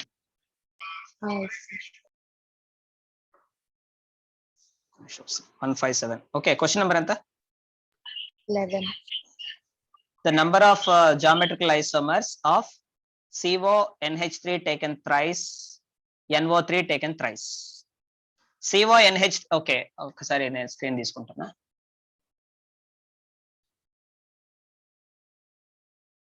ఇక్కడ రాస్తున్నా చూడు. నిన్న క్లాస్ లో ఒక పాయింట్ చెప్పాను, ఏంటి అంటే ఫేషియల్ మెరిడోనియల్ ఐసోమెరిజం అన్న, గుర్తుందా? ఫేషియల్ మెరిడోనియల్ ఐసోమెరిజం మీ టెక్స్ట్ బుక్ లో ఇచ్చున్నాడు, ఇది క్లియర్ గా. దీనికి జనరల్ ఫార్ములా చెప్తారా? ఎలాంటి complexes facial meridional isomerism exhibit చేస్తాయి? Very good, correct. Square bracket of MA3B3 type of complexes will exhibit facial meridional isomerism. ఒకసారి నేను స్క్రీన్ ని షేర్ చేస్తున్నాను అండి, నేను చూపిస్తా, అది చూపిస్తే మీకు ఈజీగా అర్థమవుతుంది. ఒక్క నిమిషం వెయిట్ చేయి, స్క్రీన్ పైకి తీసుకొస్తున్నా. ఫేషియల్ మెరిడోనియల్ ఇక్కడ ఓకే, ఎస్ ఒకసారి ఇదేనా? కాదు, 1 minute. ఇక్కడ ఉన్నావా? Okay okay fine. So screen పైన వచ్చినట్టుంది చూడు, MA3B3 టైప్ ఆఫ్ కాంప్లెక్స్. ఇప్పుడు నువ్వు అడిగిన క్వశ్చన్ చూడమ్మా, ఏం పేరు నీ పేరు చెప్పావు? కీర్తి. ఓకే, నువ్వు చెప్పిన క్వశ్చన్ లో ఉన్న ఫార్ములా ఏమి ఇచ్చాడు? Square bracket of CO NH3 taken thrice, NH3 taken thrice, NO3 taken thrice. ఇప్పుడు ఈ NH3 ఏమనుకుంటున్నా నేను? A అనుకుంటున్నా. ఈ NO3 నేను B అనుకుంటున్నా. సో ఇచ్చినటువంటి ఫార్ములా ఎలా ఉంది? MA3B3 టైప్ ఫార్ములా ఉంది. సో ఇక్కడ ఎన్ని ఐసోమర్స్ ఎగ్జిస్ట్ అయ్యాయి అనుకో? 2 ఐసోమర్స్ ఎగ్జిస్ట్ అయ్యాయి. అండ్ రెండోది నిన్న క్లాస్ లో చెప్పా, ఫేషియల్ ఐసోమెరిజం అనేది అది ఎలాంటి దానికి ఈక్వల్ గా ఉంటుంది? సిస్ కదా. సిస్ ఐసోమర్ అనేది 2 డిఫరెంట్ ఫార్మ్స్ లో ఎగ్జిస్ట్ అవుతుంది. డెక్స్ట్రా ఫార్మ్ లో ఎగ్జిస్ట్ అవుతుంది, లీవర్ ఫార్మ్ లో కూడా ఎగ్జిస్ట్ అవుతుంది కదా కీర్తి? yes, sir. రెస్పాండ్ అవ్వాలి. సో అక్కడ ఆప్షన్స్ చూద్దాం. ఫస్ట్ ఆప్షన్ ఏమి ఇచ్చాడు 0, second option 2, third option 3, fourth option 4. So answer మనకి ఏం కావాలి? How many isomers are possible? 3. 3. 1 is going to be 2 ఇచ్చున్నాడా? 2 ఇచ్చున్నాడు. ఓకే, సో ఇదైతే నోట్ చేయి. ఇక్కడ మనకు ఫేషియల్ ఐసోమరిజం అనేది సిస్ ఐసోమర్ కి ఈక్వల్ గా ఉంటుంది అంటున్నాం కదా, బట్ ఎగ్జాక్ట్ గా సిస్ ఐసోమరా కాదా ఒకసారి నేను వెరిఫై చేసి చెప్తాను కీర్తి. సో ఇక్కడ మనకు స్క్రీన్ పైన కనబడేవి అయితే ఎన్ని ఐసోమర్స్ ఎగ్జిస్ట్ అవుతాయమ్మా? 2 ఐసోమర్స్ ఎగ్జిస్ట్ అవుతాయి. బట్ ఫేషియల్ ఐసోమర్ ఎగ్జాక్ట్ గా సిస్ ఐసోమర్ కనుక అయితేనే ఇది అగైన్ 2 ఐసోమర్స్ గా ఎగ్జిస్ట్ అవుతుంది. సో 2 ఆన్సర్ అయితే కరెక్ట్. 3 పాసిబుల్ ఉందా లేదా వెరిఫై చేద్దాం. Okay, sir. ఓకే, ఇంకెవరికైనా డౌట్స్ ఉన్నాయా? Sir, 12th question. అదే పేజా? Yes, sir. Same. Okay, same page. Okay. For the given complex CO, Cl2, En, NH3 taken twice plus.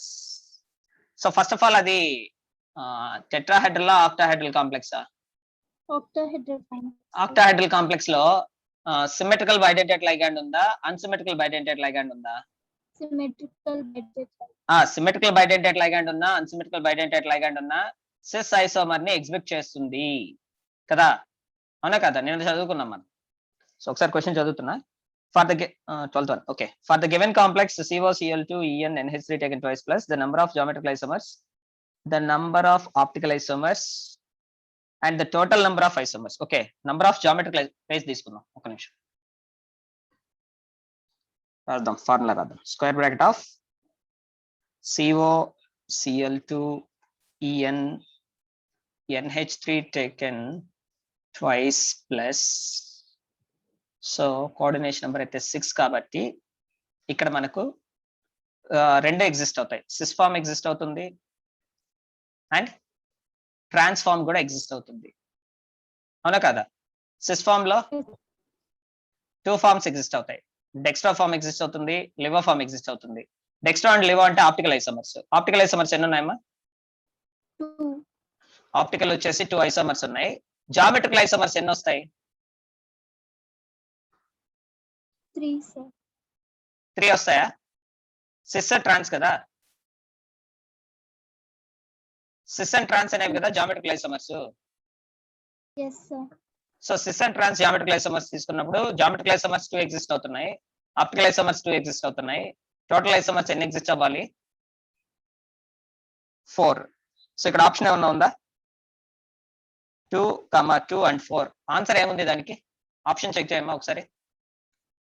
Second of 3 chairs. 2, 3. ఏంటది third one? Total number of isomers possible. Total number of isomers possible actual గా ఇక్కడ sys exist అవుతుంది, ట్రాన్స్ exist అవుతుంది, sys లో again 2 exist అవుతాయి. So నాకు తెలిసినంత వరకు అయితే ఆన్సర్ 2, 4 అయి ఉండాలి. దీన్ని కూడా వెరిఫికేషన్ రేపు ఒకసారి చెక్ చేద్దాం. ఇంకా ఎవరికైనా డౌట్ ఉందమ్మా?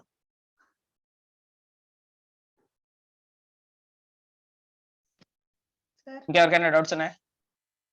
156 లో 6th సార్. 156 లో 6th. 156 లో 6th క్వశ్చన్. ఒక్క నిమిషం. 156 లో 6th క్వశ్చన్. ఓకే, చదువుదాం. 156 పేజ్ నెంబర్ లో question number 6. alum in aqueous solution gives positive test for potash alum formula ఏంటమ్మా? మెటీరియల్ చూడు ఒకసారి. స్టార్టింగ్ లో డబుల్ సాల్ట్స్ అని చూడు, స్టార్టింగ్ ఆఫ్ ది చాప్టర్ లో potash alum K2SO4 dot Al2SO4 taken thrice dot 24 moles of H2O కదా. దీన్ని ionise చేస్తే ఏమేమి అయాన్స్ వస్తాయి? 2 moles of K plus ions, 1 mole of SO4 2 minus ion plus 1 mole of Al3 plus ion and 3 moles of SO4 2 minus ions. ఇక్కడ options ఏమేమి ఉన్నాయి మనకు? ఏ ఉంది, పొటాషియం అయాన్స్ వస్తాయి, నెక్స్ట్ అల్యూమినియం అయాన్స్ వస్తున్నాయి, సల్ఫేట్ అయాన్స్ వస్తున్నాయి. ABC option 4 అయి ఉండాలి. ఆన్సర్ ఏమి ఇచ్చాడు? 4 sir. అర్థమైందా? Yes, sir. ఎవరు అడిగింది ఎవరు డౌట్? Sirisha. శిరీష. ఓకే, ఇంకెవరికైనా డౌట్ ఉన్నాయమ్మా? Sir, page number 160, sir. 160 page number 160. చెప్పు, క్వశ్చన్ నెంబర్ చెప్పమ్మా. 10. ఒక నిమిషం. Page number 160. Okay, question number 10th question, sir. 10th question. Sir, okay, square bracket of CO NH3 taken 4 times, bracket of NO2 taken twice, ekkadadi, okay, Cl exhibits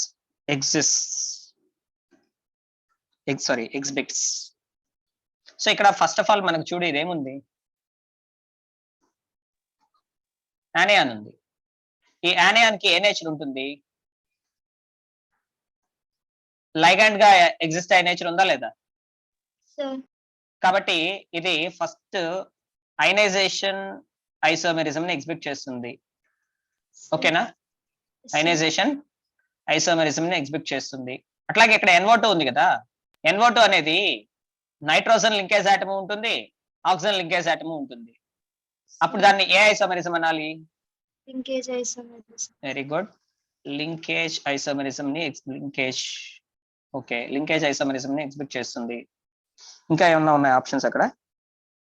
linkage isomerism, ionization isomerism, okay, geometrical isomerism. Yes, ఇది ఏ complex అమ్మా? ఎలాంటి general formula చెప్పి ఈ complex కి? MA4B2. Very good, MA4B2 type of complex. నువ్వే చెప్పాలి. MA4B2 అనేది దేన్ని ఎగ్జిబిట్ చేస్తుంది? Geometrical isomerism. నిన్న మాట్లాడాం కదా, geometrical isomerism in octahedral complexes మాట్లాడాం కదా. సో ఇక్కడ జామెట్రికల్ ఐసోమర్స్ ని కూడా ఎగ్జిబిట్ చేస్తుంది. ఓకే, ఇంకా ఏమైనా ఉన్నాయా? Linkage isomerism, ionization isomerism, geometrical isomerism, linkage isomerism, geometrical isomerism, optical isomerism. Okay, ఇంకా ఏమైనా options? Linkage isomerism, geometrical isomerism, optical. ఒక నిమిషం. Second option linkage isomerism, geometrical isomerism, optical isomerism. Third option linkage isomerism, geometrical isomerism and optical isomerism. Second third సేమే ఉన్నాయి. వింటున్నావా? Ionization ఉంది, sir. Second, okay okay okay okay. Ionisation isomerism ఉంది, ఇక్కడ geometrical isomerism ఉంది,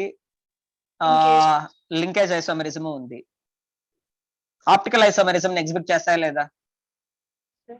నిన్న క్లాస్ లో చెప్పాం. ఆప్టికల్ ఐసోమెరిజం ని ఎగ్జిబిట్ చేస్తాయా లేదా? ఆక్టాహెడ్రల్ కాంప్లెక్సెస్ ఆప్టికల్ ఐసోమెరిజం ని ఎగ్జిబిట్ చేస్తాయా లేదా? Sir, నిన్న క్లాస్ లో లాస్ట్ చెప్పాం. జనరల్ ఫార్ములాస్ గుర్తుపెట్టుకోండి, ఈ ఎగ్జాంపుల్స్ గుర్తుపెట్టుకోండి. నేను ఒకసారి ఆ స్లైడ్ తీసుకుంటున్నా, ఒక్క నిమిషం అలాగే లైన్ లో ఉండమ్మా. ఆ స్లైడ్ తీసుకుంటాను. నిన్న క్లాస్ లో లాస్ట్ స్లైడ్ ఎక్కడది? ఒక్క నిమిషం. స్లైడ్ ఇక్కడ స్క్రీన్ పైనకి వచ్చింది చూడండి ఒకసారి. sir. సో ఇప్పుడు మన ఫార్ములా ఏముంది? MA4B2. ఒక్క నిమిషం రాస్తున్నా. Square bracket of MA4B2. ఒక్కసారి ఒక్క నిమిషం, ఇంకో స్లైడ్ లోకి వెళ్దాం.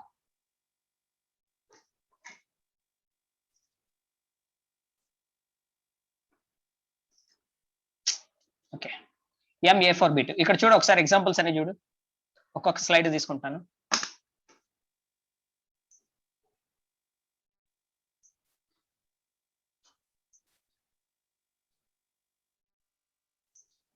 ఒక్క నిమిషం డిస్కస్ చేద్దాం. ఒకసారి హెడ్డింగ్ చూడు. Optical isomerism is shown by the wait highlighter తీసుకుందాం. Okay, optical isomerism is shown by the complexes having chiral structures. They rotate. All these are common. Okay, complexes with coordination number 4, that is square planar complexes, do not show. No need of this one because coordination number 4. Again, tetrahedral complexes with formula. Yes, this can show. So all these are the coordination number 4 only, but we are having the complex with coordination number 6. 6. Yes, on the screen you are seeing Ma2 B2 C2. Yes, what about our formula? MA4 B2. M A4 A4. B2. Okay. B2. Yes, is there any complex this type of complex Ma4 B2? No. Oh, sir.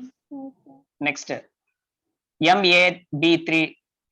Next MAA2 A2, MAA2 AB, MAA A2 B2, MAA BB A2.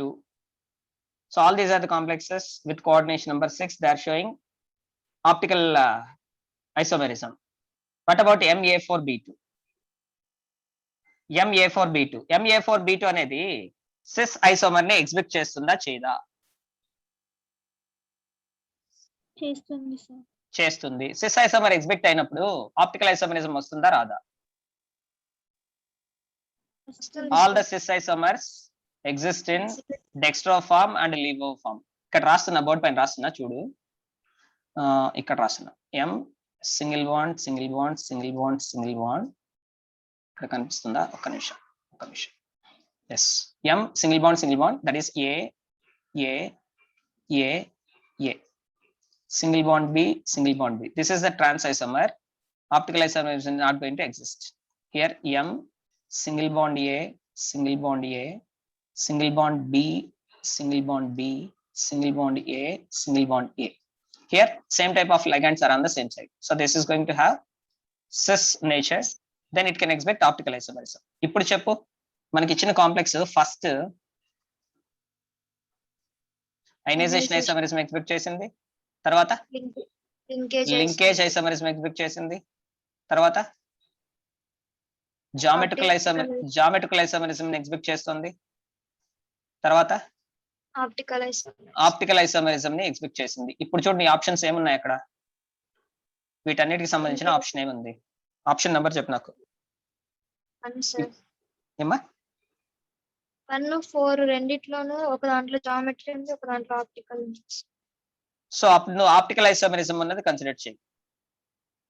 Optical isomerism అనేది consider చేయి. So option ఏముంది చెప్పు? Fourth option. Answer లో check చేయి, option ఏముంది? First option ఇచ్చాడు.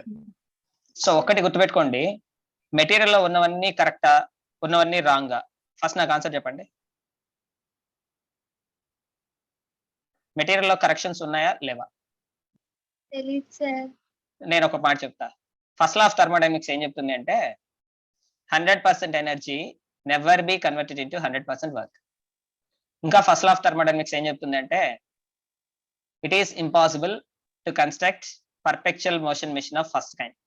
అంటే తెలుగులో చెప్పాలి అంటే 100% ఎఫిషియెంట్ గా పనిచేసే ఇంజన్స్ ని క్రియేట్ చేయడం సాధ్యం కాదు.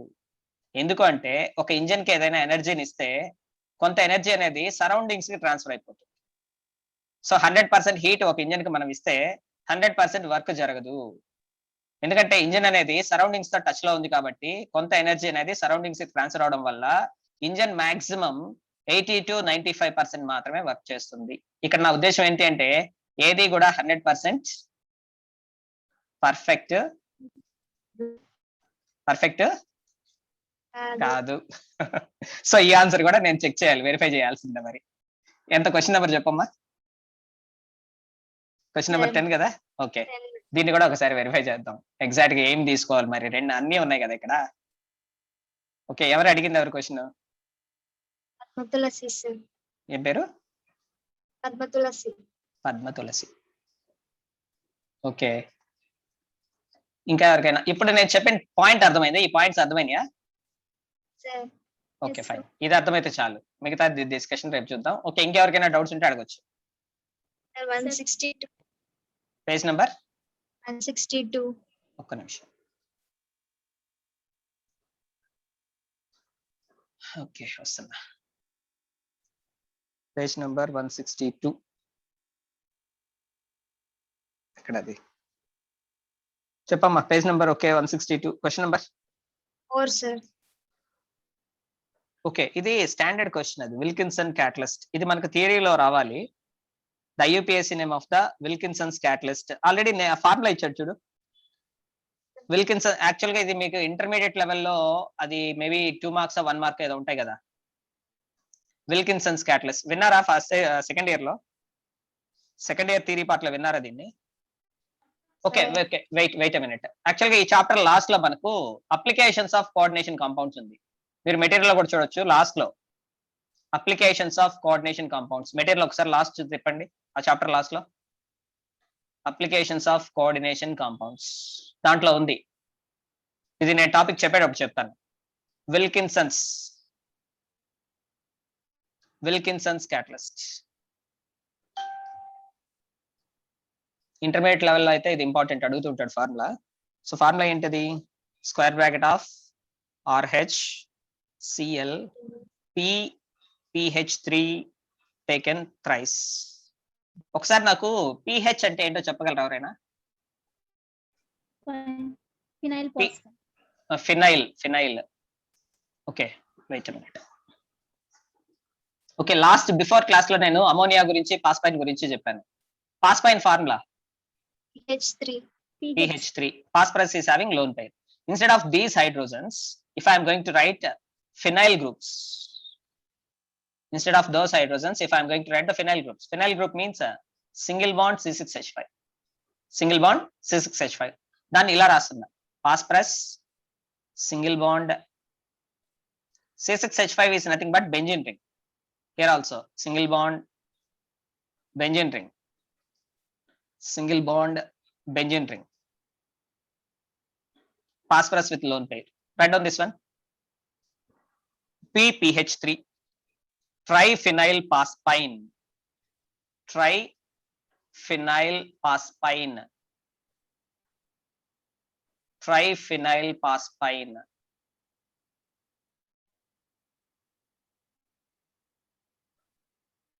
ఎస్ ఇప్పుడు మీరు గెస్ చేయొచ్చు అక్కడ నేమ్.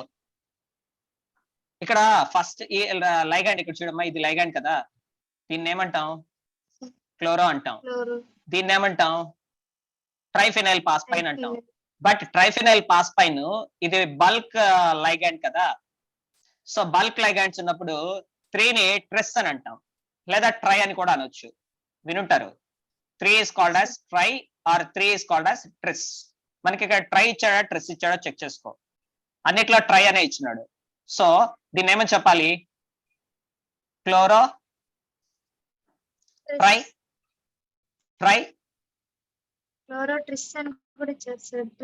ఎక్కడ ఇచ్చాడు? క్వశ్చన్ నెంబర్ ఎంత చెప్తున్నారు మీరు? 4. క్లోరో ట్రెస్. ఎస్ ట్రెస్ ఇచ్చాడు. క్లోరో ట్రెస్ అని ఎందుకు అంటున్నామంటే ఈ 3ని ఇక్కడ ఉన్న 3ని ఏమంటున్నాం మనం? ట్రెస్ అని అంటున్నాం. So chloro tris triphenyl phosphine. RH is called as rhodium. What is the oxidation state of rhodium? ఇక్కడ చూడమ్మా, ఇది ట్రైఫినైల్ పాస్పైన్ అనే లైగాండ్ న్యూట్రల్ లైగాండా, నెగటివ్ లైగాండా, పాజిటివ్ లైగాండా? చార్జ్ ఉందా దీనిపైన? లేదు కదా. Triphenyl phosphine is an example of neutral ligand. So దీని టోటల్ ఆక్సిడేషన్ స్టేట్ ఎంతమ్మా? 0. క్లోరిన్ ఆక్సిడేషన్ స్టేట్ ఎంత? -1. సో రోడియం ఆక్సిడేషన్ స్టేట్ ఎంత వస్తుంది? +1. సో ఆన్సర్ ఏమవ్వాలి? Chloro tris triphenyl phosphine rhodium 1. So option number 1 ఉండాలి. చెక్ చేయ ఒకసారి, ఆప్షన్ ఏముంది? ఓకే అర్థమైందా? ఓకే ఇంకా ఎవరికైనా డౌట్స్ ఉన్నాయా? ఇంకెవరికైనా ఉంటే రేపు క్లాస్ లో మాట్లాడదాం. అప్పటిదాకా మీ డౌట్స్ నోట్ చేయండి, ప్రాక్టీస్ చేయండి. ఇప్పుడు మీరేవైతే డౌట్స్ అడిగారో ఎగ్జామ్ లో అవి అడిగేదానికి ఎక్కువ ఛాన్స్ ఉంది. మన ఎగ్జామ్ లో కాదు, మెయిన్ ఎగ్జామ్ లో, నీట్ ఎగ్జామ్ లో. సో బెటర్ ఇలాంటి ప్రాబ్లమ్స్ ప్రాక్టీస్ చేయండి. రాకపోతే అడగండి, చెప్తూ ఉంటాను. సో ఇవాళ సెషన్ క్లోజ్ చేస్తున్నా. క్లాస్ అందరికి అర్థమైంది అనుకుంటున్నాను. ఓకే 12 మెంబర్స్ లో నేను కాలేజ్ తరఫు నుంచి లాగిన్స్ పోతే ఒక 8 మెంబర్స్ స్టూడెంట్స్ మాత్రమే ఉన్నారు. మిగతా వాళ్ళందరికీ బోర్ కొట్టేసినట్టుంది, లాగౌట్ అయ్యారు. Okay thank you and all. Have a nice day.